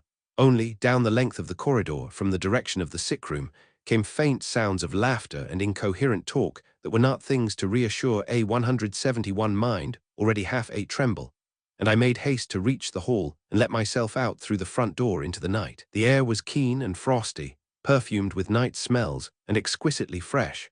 All the million candles of the sky were alight, and a faint breeze rose and fell with faraway sighings in the tops of the pine trees. My blood leaped for a moment in the spaciousness of the night, for the splendid stars brought courage. But the next instant, as I turned the corner of the house, moving stealthily down the gravel drive, my spirits sank again ominously, for yonder, over the funereal plumes of the 12-acre plantation, I saw the broken, yellow disk of the half-moon just rising in the east, staring down like some vast being come to watch upon the progress of our doom. Seen through the distorting vapors of the Earth's atmosphere, her face looked weirdly unfamiliar, her usual expression of benignant vacancy somehow a twist. I slipped along by the shadows of the wall, keeping my eyes upon the ground. The laundry house, as already described, stood detached from the other offices, with laurel shrubberies crowding thickly behind it, and the kitchen garden so close on the other side that the strong smells of soil and growing things came across almost heavily. The shadows of the haunted plantation, hugely lengthened by the rising moon behind them, reached to the very walls and covered the stone tiles of the roof with a dark pall. So keenly were my senses alert at this moment that I believe I could fill a chapter with the endless small details of the impression I received. Shadows, odor, shapes, sounds.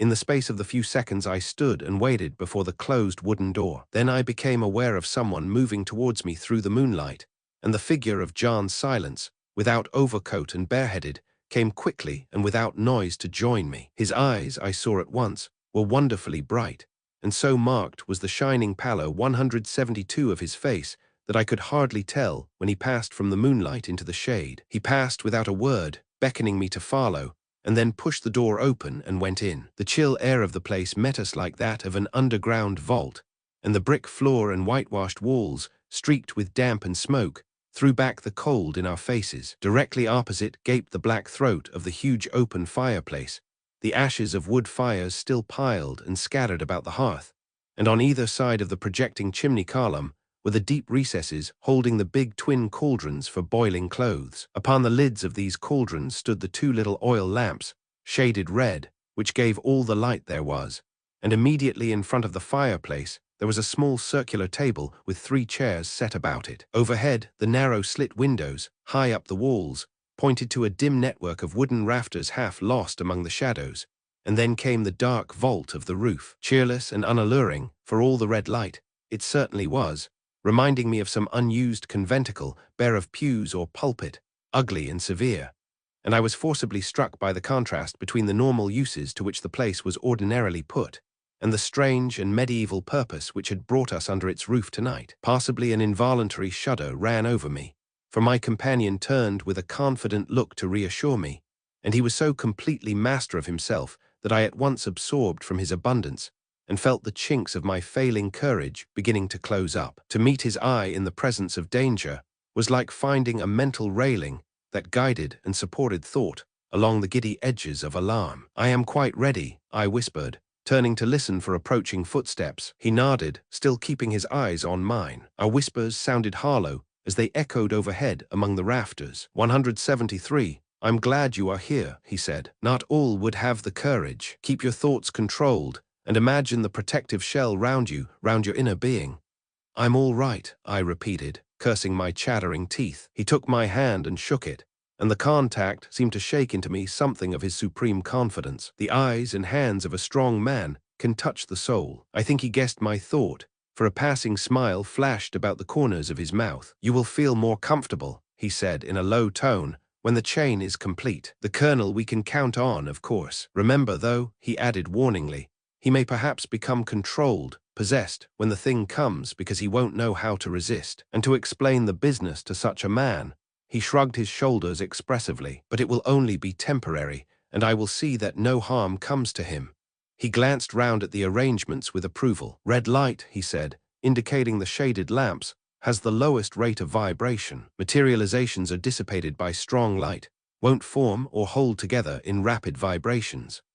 I was not sure that I approved altogether of this dim light, for in complete darkness there is something protective, the knowledge that one cannot be seen, probably, which a half-light destroys, but I remembered the warning to keep my thoughts steady, and forbore to give them expression. There was a step outside, and the figure of Colonel Wragge stood in the doorway. Though entering on tiptoe, he made considerable noise and clatter, for his free movements were impeded by the burden he carried, and we saw a large yellowish bowl held out at arm's length from his body, the mouth covered with a white cloth. His face, I noted, was rigidly composed. He, too, was master of himself, and as I thought of this old soldier moving through the long series of alarms, worn with watching and wearied with assault, unenlightened yet undismayed, 174 even down to the dreadful shock of his sister's terror, and still showing the dogged pluck that persists in the face of defeat, I understood what Dr. Silence meant when he described him as a man to be counted on.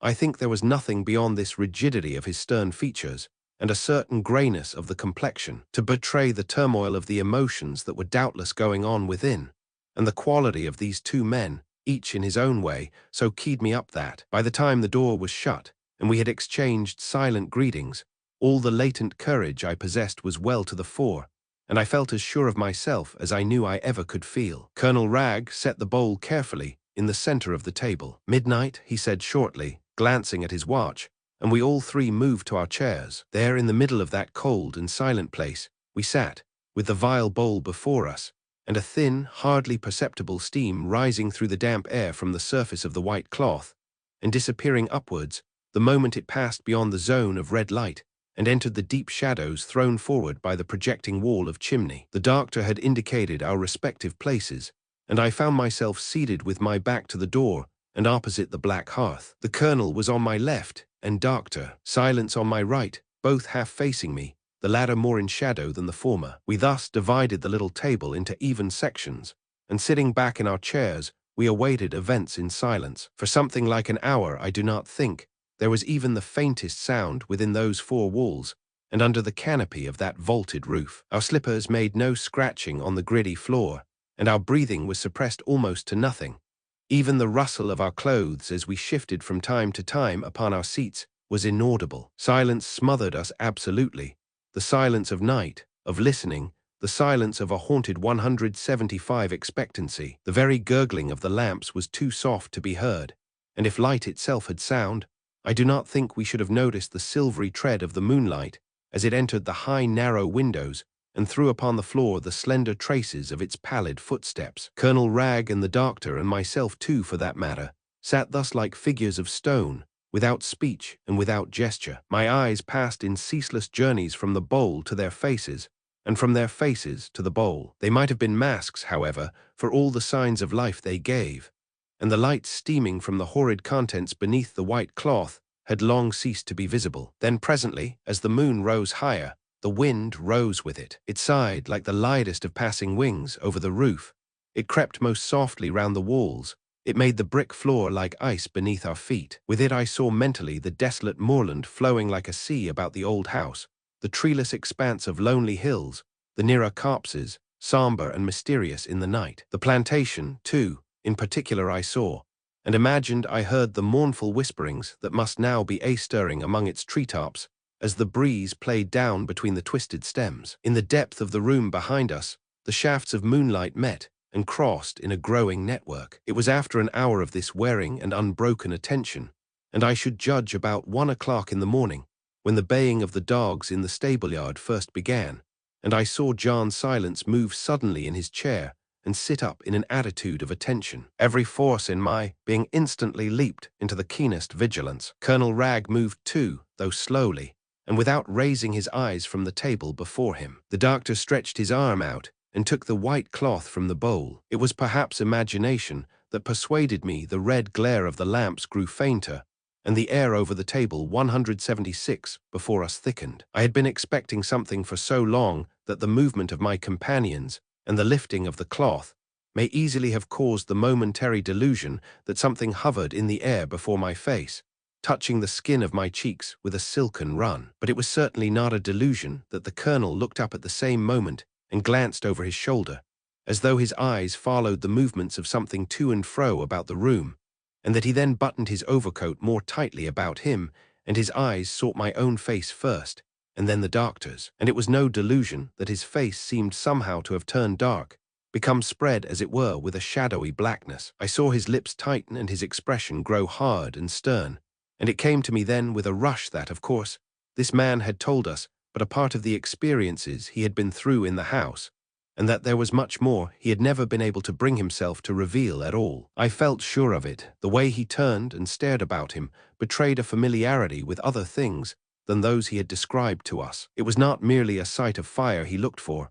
It was a sight of something alive, intelligent, something able to evade his searching. It was a person. It was the watch for the ancient being who sought to obsess him. And the way in which Dr. Silence answered his look, though it was only by a glance of subtlest sympathy, confirmed my impression. "We may be ready now," I heard him say in a whisper, and I understood that his words were intended as a steadying warning, and braced myself mentally to the utmost of my power. Yet long before Colonel Ragg had turned to stare about the room, and long before the doctor had confirmed my impression that things were at last beginning to stir, I had become aware in most singular fashion that the place held more than our three selves. With the rising of the wind, this increase to our numbers had first taken place. 177, the baying of the hounds almost seemed to have signaled it. I cannot say how it may be possible to realize that an empty place has suddenly become not empty when the new arrival is nothing that appeals to any one of the senses.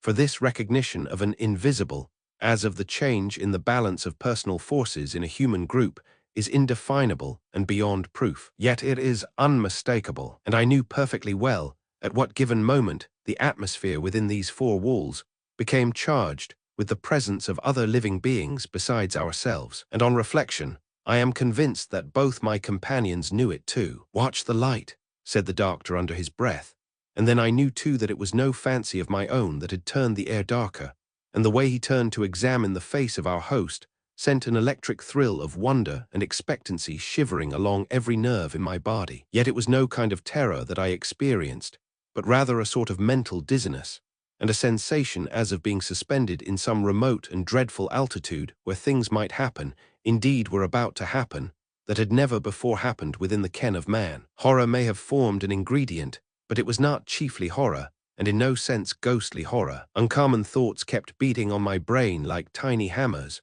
soft yet persistent, seeking admission.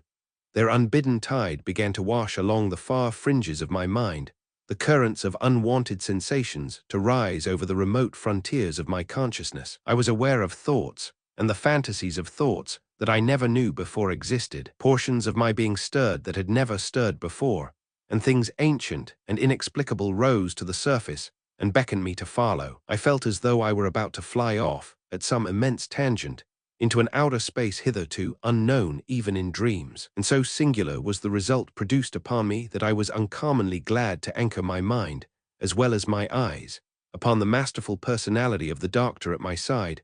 178, for there, I realized, I could draw always upon the forces of sanity and safety. With a vigorous effort of will I returned to the scene before me, and tried to focus my attention, with steadier thoughts, upon the table, and upon the silent figures seated round it. And then I saw that certain changes had come about in the place where we sat. The patches of moonlight on the floor, I noted, had become curiously shaded. The faces of my companions opposite were not so clearly visible as before, and the forehead and cheeks of Colonel Ragg were glistening with perspiration. I realized further that an extraordinary change had come about in the temperature of the atmosphere. The increased warmth had a painful effect, not alone on Colonel Ragg, but upon all of us. It was oppressive and unnatural. We gasped figuratively as well as actually. "You are the first to feel it," said Dr. Silence in low tones, looking across at him. "You are in more intimate touch, of course." The colonel was trembling and appeared to be in considerable distress. His knees shook, so that the shuffling of his slippered feet became audible. He inclined his head to show that he had heard, but made no other reply. I think, even then, he was sore put to it to keep himself in hand. I knew what he was struggling against. As Dr. Silence had warned me, he was about to be obsessed, and was savagely, though vainly, resisting. But meanwhile, a curious and whirling sense of exhilaration began to come over me. The increasing heat was delightful, bringing a sensation of intense activity, of thoughts pouring through the mind at high speed, of vivid pictures in the brain, of fierce desires and lightning energies alive in every part of the body. I was conscious of no physical distress, such as the colonel felt, but only of a vague feeling that it might all grow suddenly too intense, that I might be consumed, that my personality as well as my body might become resolved into the flame 179 of pure spirit. I began to live at a speed too intense to last. It was as if 1,000 ecstasies besieged me. "Steady," whispered the voice of John Silence in my ear, and I looked up with a start to see that the colonel had risen from his chair. The doctor rose too. I followed suit, and for the first time saw down into the bowl. To my amazement and horror, I saw that the contents were troubled. The blood was astir with movement. The rest of the experiment was witnessed by us standing. It came, too, with a curious suddenness. There was no more dreaming, for me at any rate. I shall never forget the figure of Colonel Wragge standing there beside me, upright and unshaken, squarely planted on his feet, looking about him, puzzled beyond belief, yet full of a fighting anger. Framed by the white walls, the red glow of the lamps upon his streaming cheeks, his eyes glowing against the deathly pallor of his skin, breathing hard and making convulsive efforts of hands and body to keep himself under control, his whole being roused to the point of savage fighting, yet with nothing visible to get at anywhere, he stood there, immovable against odds, and the strange contrast of the pale skin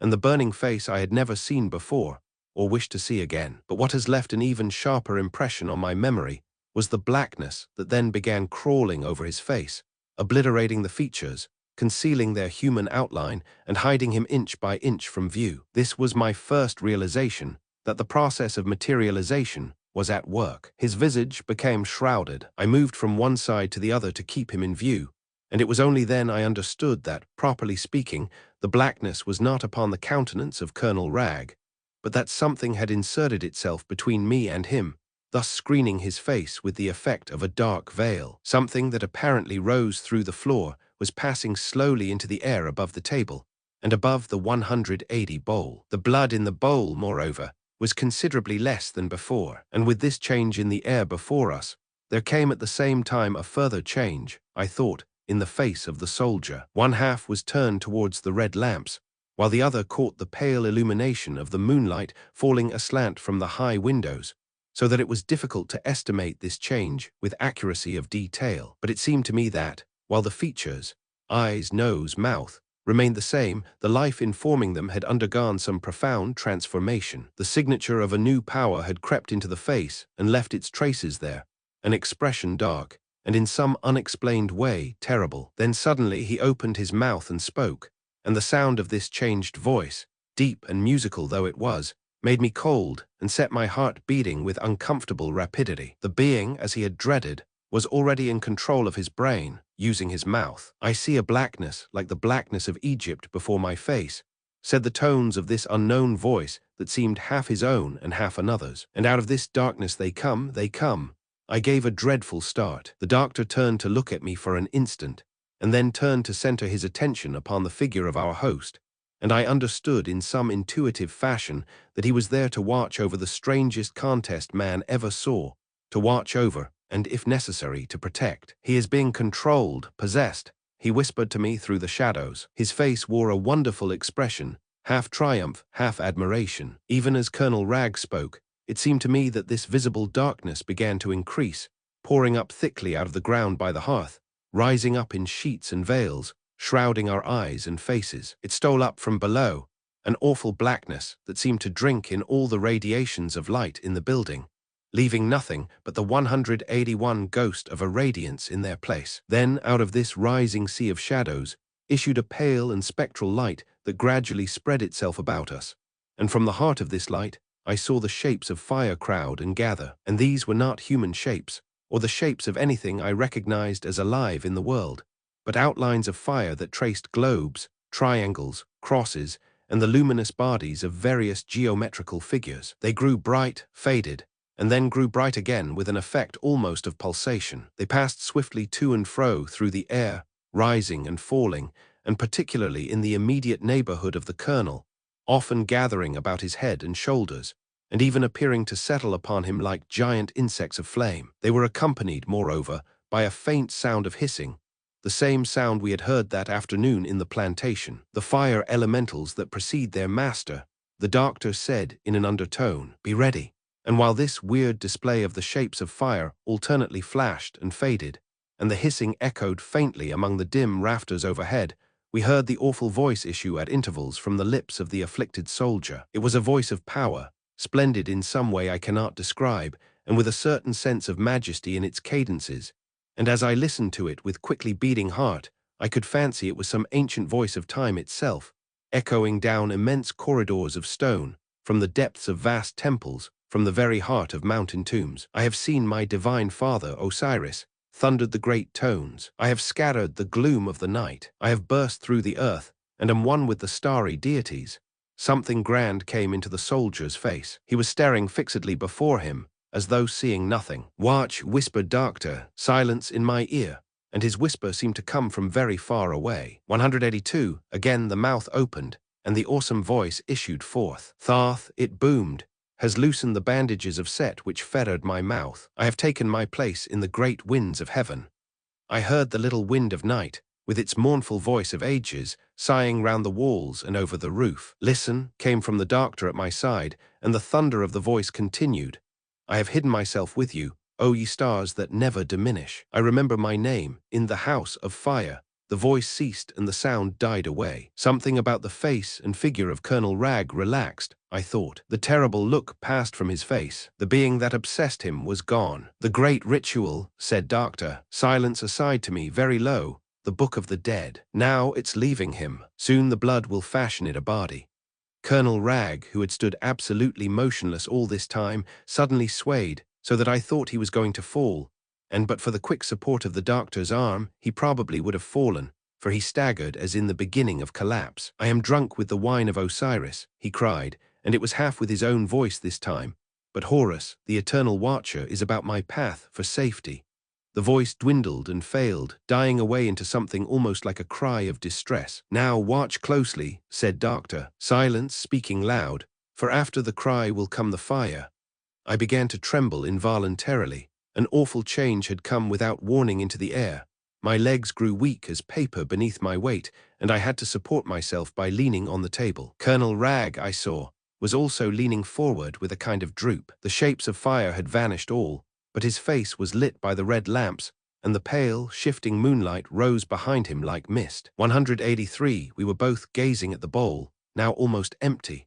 The colonel stooped so low I feared every minute he would lose his balance and drop into it, and the shadow, that had so long been in process of forming, now at length began to assume material outline in the air before us. Then John Silence moved forward quickly. He took his place between us and the shadow. Erect, formidable, absolute master of the situation, I saw him stand there, his face calm and almost smiling, and fire in his eyes. His protective influence was astounding and incalculable. Even the abhorrent dread I felt at the sight of the creature growing into life and substance before us lessened in some way, so that I was able to keep my eyes fixed on the air above the bowl without too vivid a terror. But as it took shape, rising out of nothing as it were, and growing momentarily more defined in outline, a period of utter and wonderful silence settled down upon the building and all it contained. A hush of ages, like the sudden center of peace at the heart of the traveling cyclone, descended through the night, and out of this hush,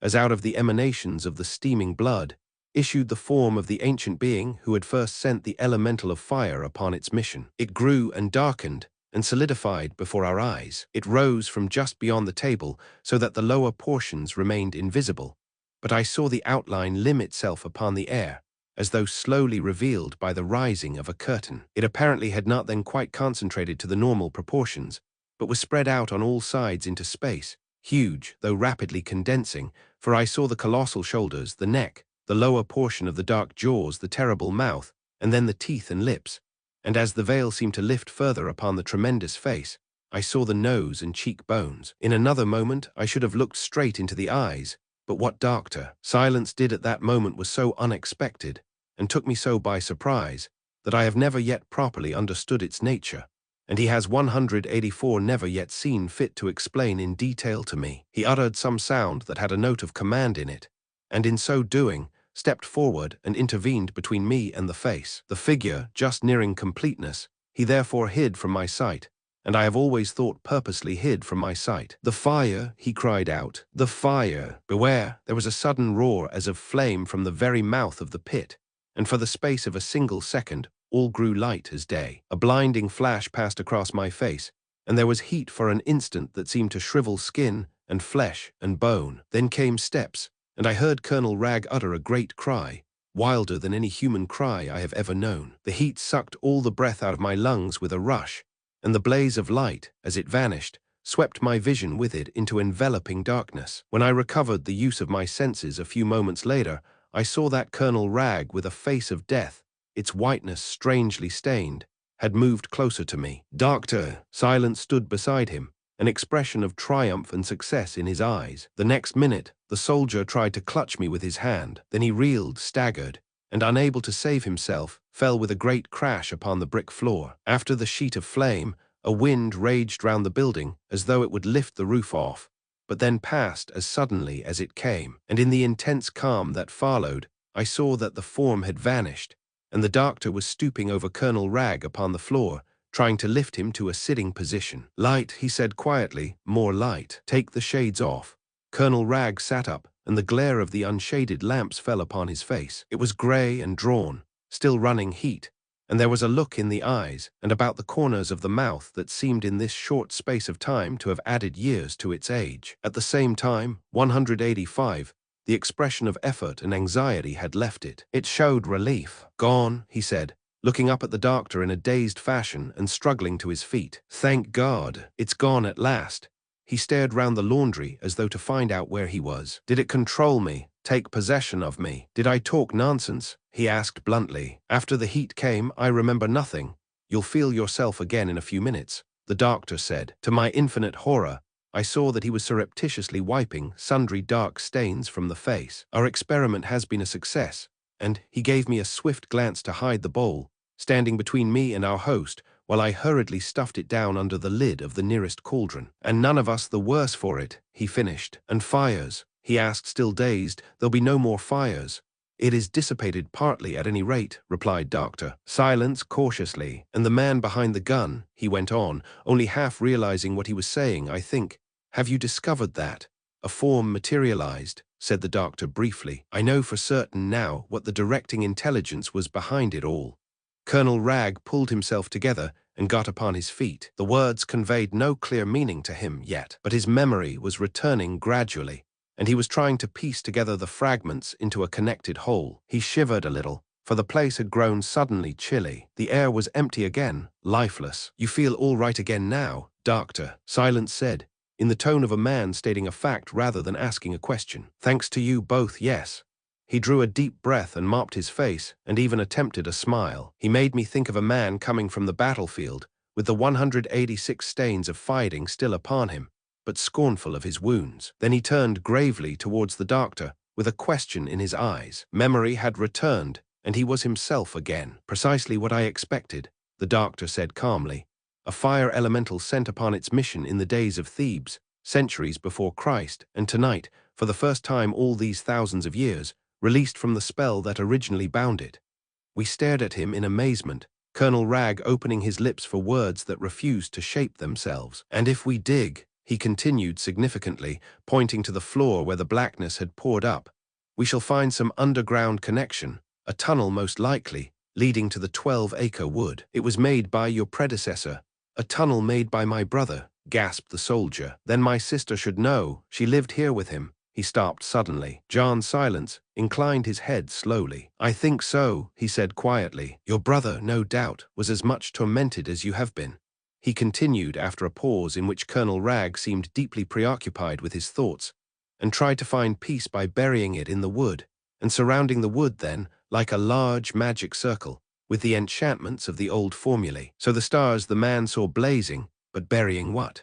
asked the soldier faintly, stepping backwards towards the support of the wall. Doctor Silence regarded us both intently for a moment before he replied. I think he weighed in his mind whether to tell us now, or when the investigation was absolutely complete. "The mummy," he said softly after a moment, "the mummy that your brother took from its resting place of centuries and brought home, here."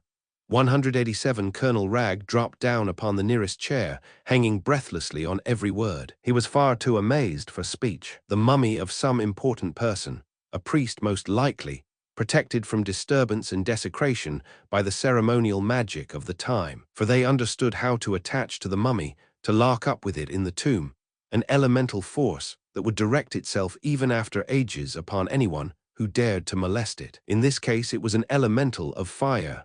Doctor Silence crossed the floor and turned out the lamps one by one. He had nothing more to say for the moment. Following his example, I folded the table together and took up the chairs, and our host, still dazed and silent, mechanically obeyed him and moved to the door. We removed all traces of the experiment, taking the empty bowl back to the house concealed beneath an ulster. The air was cool and fragrant as we walked to the house, the stars beginning to fade overhead, and a fresh wind of early morning blowing up out of the east, where the sky was already hinting of the coming day. It was after 5 o'clock. Stealthily we entered the front hall and locked the door, and as we went on tiptoe upstairs to our rooms, the colonel, peering at us over his candle as he nodded good night, whispered that if we were ready the digging should be begun that very day. Then I saw him steal along to his sister's room and disappear. Roman 4, but not even the mysterious references to the mummy or the prospect of a revelation by digging were able to 188 hinder the reaction that followed the intense excitement of the past 12 hours,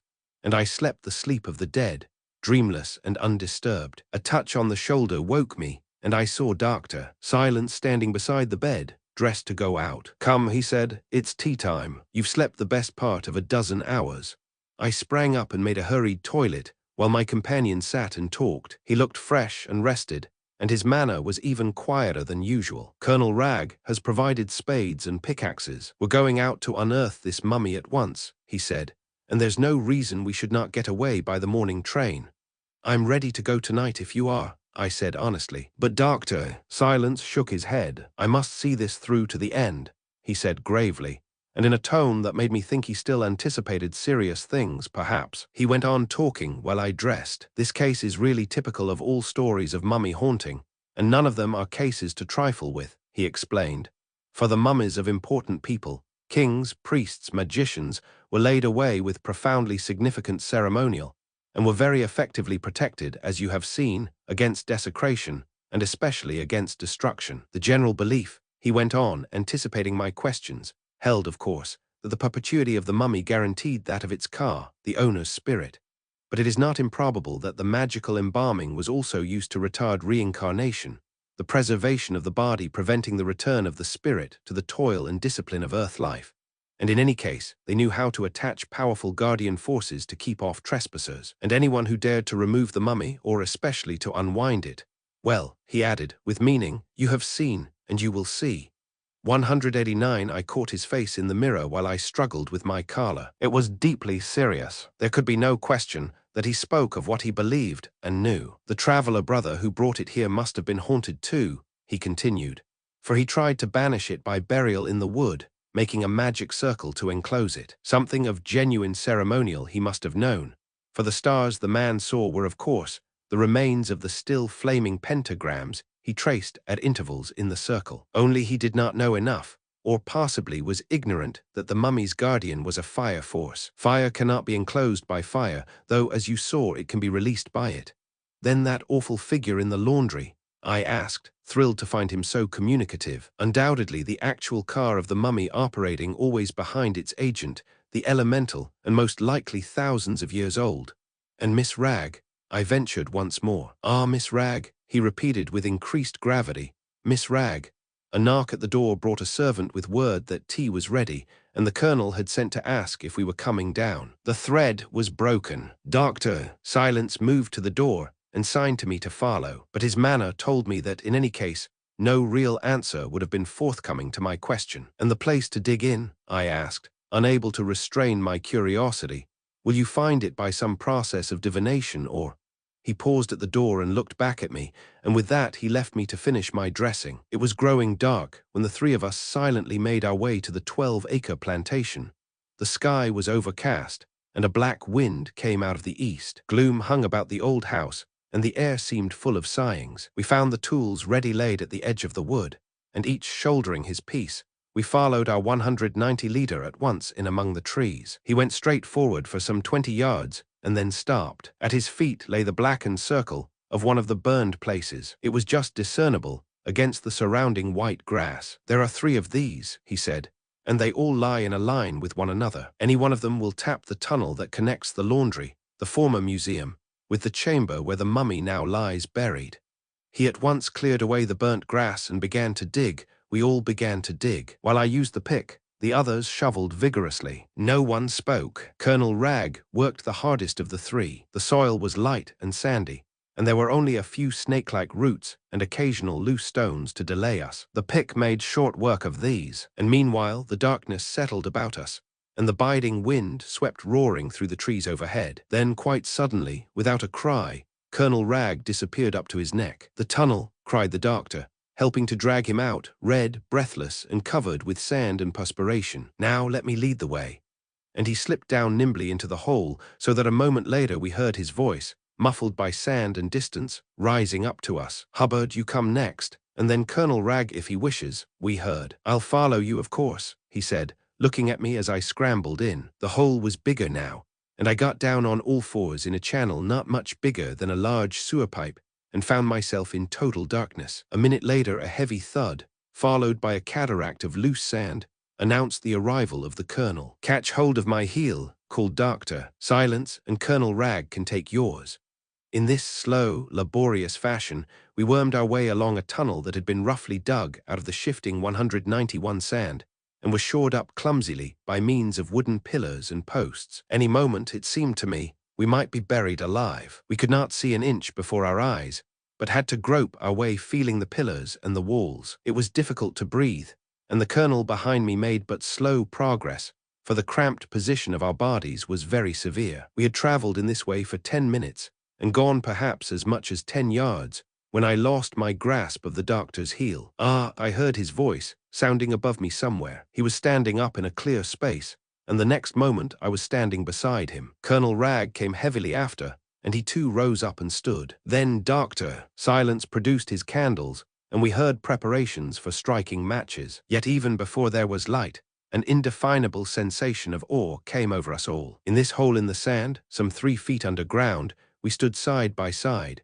cramped and huddled, struck suddenly with an overwhelming apprehension of something ancient, something formidable, something incalculably wonderful, that touched in each one of us a sense of the sublime and the terrible even before we could see an inch before our faces. I know not how to express in language this singular emotion that caught us here in utter darkness, touching no sense directly, it seemed, yet with the recognition that before us in the blackness of this underground night, there lay something that was mighty with the mightiness of long-past ages. I felt Colonel Ragg press in closely to my side, and I understood the pressure and welcomed it. No human touch, to me at least, has ever been more eloquent. Then the match flared, 1,000 shadows fled on black wings, and I saw John Silence fumbling with the candle, his face lit up grotesquely by the flickering light below it. 192, I had dreaded this light.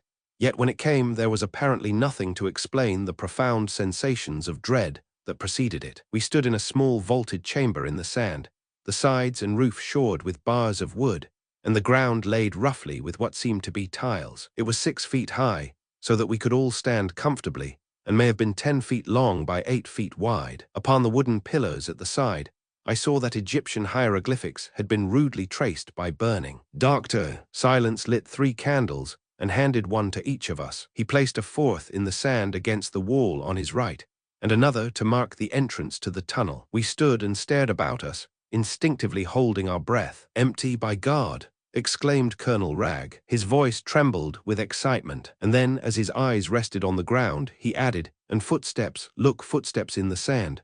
Doctor Silence said nothing. He stooped down and began to make a search of the chamber, and as he moved, my eyes followed his crouching figure and noted the queer distorted shadows that poured over the walls and ceiling after him. Here and there, thin trickles of loose sand ran fizzing down the sides. The atmosphere, heavily charged with faint yet pungent odors, lay utterly still, and the flames of the candles might have been painted on the air for all the movement they betrayed. And as I watched, it was almost necessary to persuade myself forcibly that I was only standing upright with difficulty in this little sand-hole of a modern garden in the south of England, for it seemed to me that I stood, as in vision, at the entrance of some vast rock-hewn temple far, far down the river of time. The illusion was powerful and persisted. Granite columns that rose to heaven piled themselves about me, majestically uprearing, and a roof like the sky itself spread above a line of colossal figures that moved in shadowy procession along endless and 193 stupendous aisles. This huge and splendid fantasy, born I knew not whence, possessed me so vividly that I was actually obliged to concentrate my attention upon the small stooping figure of the doctor, as he groped about the walls, in order to keep the eye of imagination on the scene before me. But the limited space rendered a long search out of the question, and his footsteps, instead of shuffling through loose sand, presently struck something of a different quality that gave forth a hollow and resounding echo. He stooped to examine more closely. He was standing exactly in the center of the little chamber when this happened, and he at once began scraping away the sand with his feet. In less than a minute, a smooth surface became visible, the surface of a wooden covering. The next thing I saw was that he had raised it and was peering down into a space below. Instantly, a strong odor of niter and bitumen, mingled with the strange perfume of unknown and powdered aromatics, rose up from the uncovered space and filled the vault, stinging the throat and making the eyes water and smart. "The mummy," whispered Doctor Silence, looking up into our faces over his candle,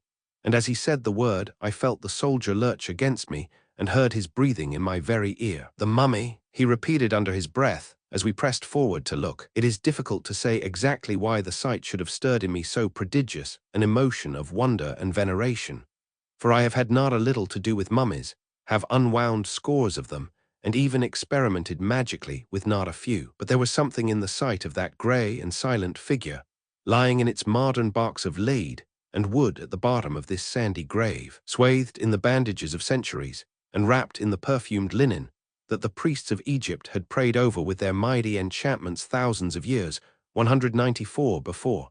Something in the sight of it lying there, and breathing its own spice-laden atmosphere even in the darkness of its exile in this remote land. Something that pierced to the very core of my being, and touched that root of awe which slumbers in every man near the birth of tears, and the passion of true worship. I remember turning quickly from the colonel, lest he should see my emotion, yet fail to understand its cause, turn and clutch John Silence by the arm, and then fall trembling to see that he, too, had lowered his head and was hiding his face in his hands. A kind of whirling storm came over me, rising out of I know not what utter deeps of memory, and in a whiteness of vision I heard the magical old chauntings from the Book of the Dead, and saw the guards pass by in dim procession, the mighty, immemorial beings who were yet themselves only the personified attributes of the true guards, the guard with the eyes of fire, the guard with the face of smoke. I saw again Anubis, the dog-faced deity, and the children of Horus, eternal watcher of the ages, as they swathed Osiris,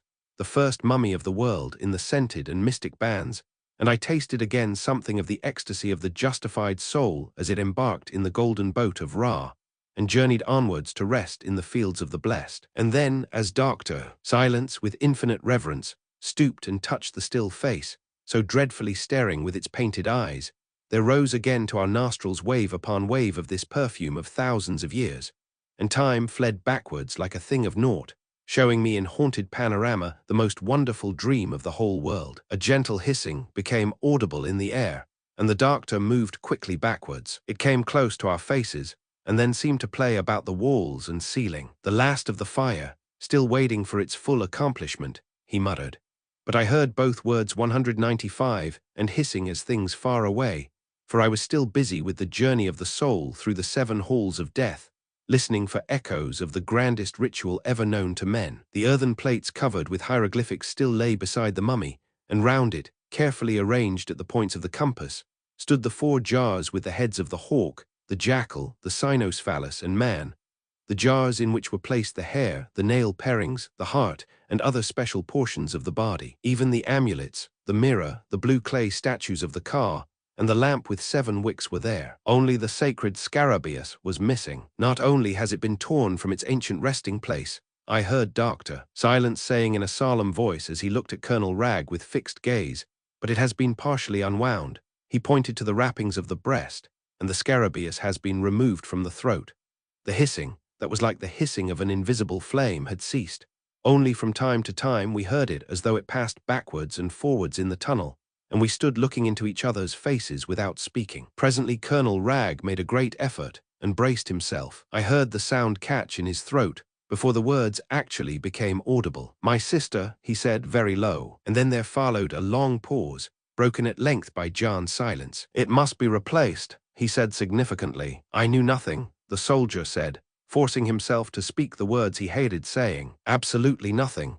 It must be returned," repeated the other, "if it is not now too late. For I fear, Colonel Ragg made a movement of assent with his head. "It shall be," he said. The place was still as the grave. 196. I do not know what it was then that made us all three turn round with so sudden a start, for there was no sound audible to my ears, at least. The doctor was on the point of replacing the lid over the mummy, when he straightened up as if he had been shot. "There's something coming," said Colonel Ragg under his breath, and the doctor's eyes, peering down the small opening of the tunnel, showed me the true direction. A distant shuffling noise became distinctly audible coming from a point about halfway down the tunnel we had so laboriously penetrated. "It's the sand falling in," I said, though I knew it was foolish. "No," said the colonel calmly, in a voice that seemed to have the ring of iron. "I've heard it for some time past. It is something alive, and it is coming nearer." He stared about him with a look of resolution that made his face almost noble. The horror in his heart was overmastering, yet he stood there prepared for anything that might come. "There's no other way out," John Silence said. He leaned the lid against the sand and waited. I knew by the mask-like expression of his face, the pallor and the steadiness of the eyes, that he anticipated something that might be very terrible, appalling. The colonel and myself stood on either side of the opening. I still held my candle and was ashamed of the way it shook, dripping the grease all over me.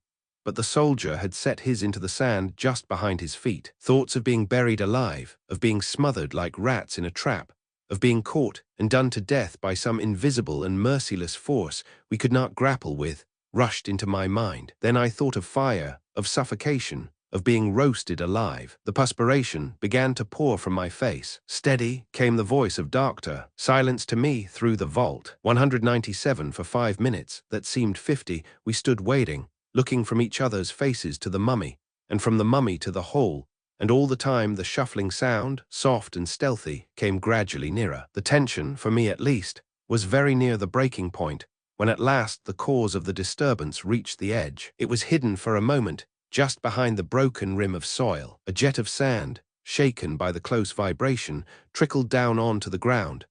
I have never in my life seen anything fall with such laborious leisure. The next second, uttering a cry of curious quality, it came into view, and it was far more distressingly horrible than anything I had anticipated. For the sight of some Egyptian monster, some god of the tombs, or even of some demon of fire, I think I was already half prepared. But when instead I saw the white visage of Miss Ragg framed in that round opening of sand, followed by her body crawling on all fours, her eyes bulging and reflecting the yellow glare of the candles, my first instinct was to turn and run like a frantic animal seeking a way of escape. But Dr. Silence, who seemed no whit surprised, caught my arm and steadied me, and we both saw the colonel then drop upon his knees and come thus to a level with his sister. For more than a whole minute, as though struck in stone, the two faces gazed silently at each other. Hers, for all the dreadful emotion in it, more like a gargoyle than anything human, and his, white and blank with an expression that was beyond either astonishment or alarm. She looked up, he looked down. It was a picture in a nightmare, and the candle, stuck in the sand close to the hole, threw upon it the glare of impromptu footlights. Then John Silence moved forward and spoke in a voice that was very low, yet perfectly calm and natural. "I am glad you have come," he said. "You are the one person whose presence at this moment is most required, and I hope that you may yet be in time to appease the 198 anger of the fire, and to bring peace again to your household, and," he added lower still so that no one heard it but myself, "safety to yourself."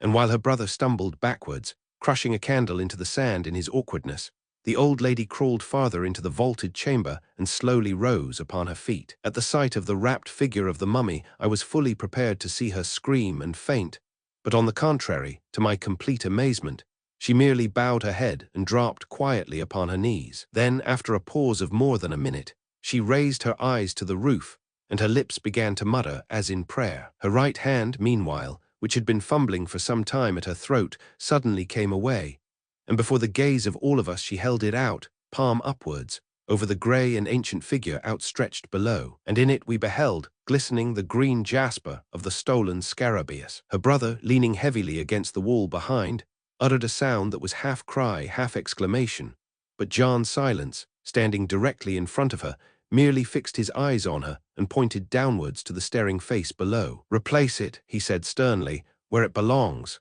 Miss Ragg was kneeling at the feet of the mummy when this happened. We three men, all had our eyes riveted on what followed. Only the reader who by some remote chance may have witnessed a line of mummies, freshly laid from their tombs upon the sand, slowly stir and bend, as the heat of the Egyptian sun warms their ancient bodies into the semblance of life, can form any conception of the ultimate horror we experienced when the silent figure before us moved in its grave of lead and sand. Slowly before our eyes it writhed, and with a faint rustling of the immemorial cerements, rose up, and through sightless and bandaged eyes, stared across the yellow candlelight at the woman who had violated it. 199. I tried to move. Her brother tried to move, but the sand seemed to hold our feet. I tried to cry. Her brother tried to cry, but the sand seemed to fill our lungs and throat. We could only stare, and even so, the sand seemed to rise like a desert storm and cloud our vision. And when I managed at length to open my eyes again, the mummy was lying once more upon its back, motionless, the shrunken and painted face upturned towards the ceiling, and the old lady had tumbled forward and was lying in the semblance of death with her head and arms upon its crumbling body. But upon the wrappings of the throat, I saw the green jasper of the sacred scarabaeus shining again, like a living eye. Colonel Ragg and the doctor recovered themselves long before I did, and I found myself helping them clumsily and unintelligently to raise the frail body of the old lady, while John Silence carefully replaced the covering over the grave and scraped back the sand with his foot, while he issued brief directions. I heard his voice as in a dream, but the journey back along that cramped tunnel, weighted by a dead woman, blinded with sand, suffocated with heat, was in no sense a dream. It took us the best part of half an hour to reach the open air, and even then we had to wait a considerable time for the appearance of Dr. Silence. We carried her undiscovered into the house and up to her own room. The mummy will cause no further disturbance, I heard Dr. Silence say to our host later that evening as we prepared to drive for the night train, provided always, he added significantly, that you and yours cause it no disturbance. It was in a dream, too, that we left. You did not see her face, I know, he said to me as we wrapped our rugs about us in the empty compartment, and when I shook my head, quite unable to explain the 200 instinct that had come to me not to look, he turned toward me, his face pale and genuinely sad.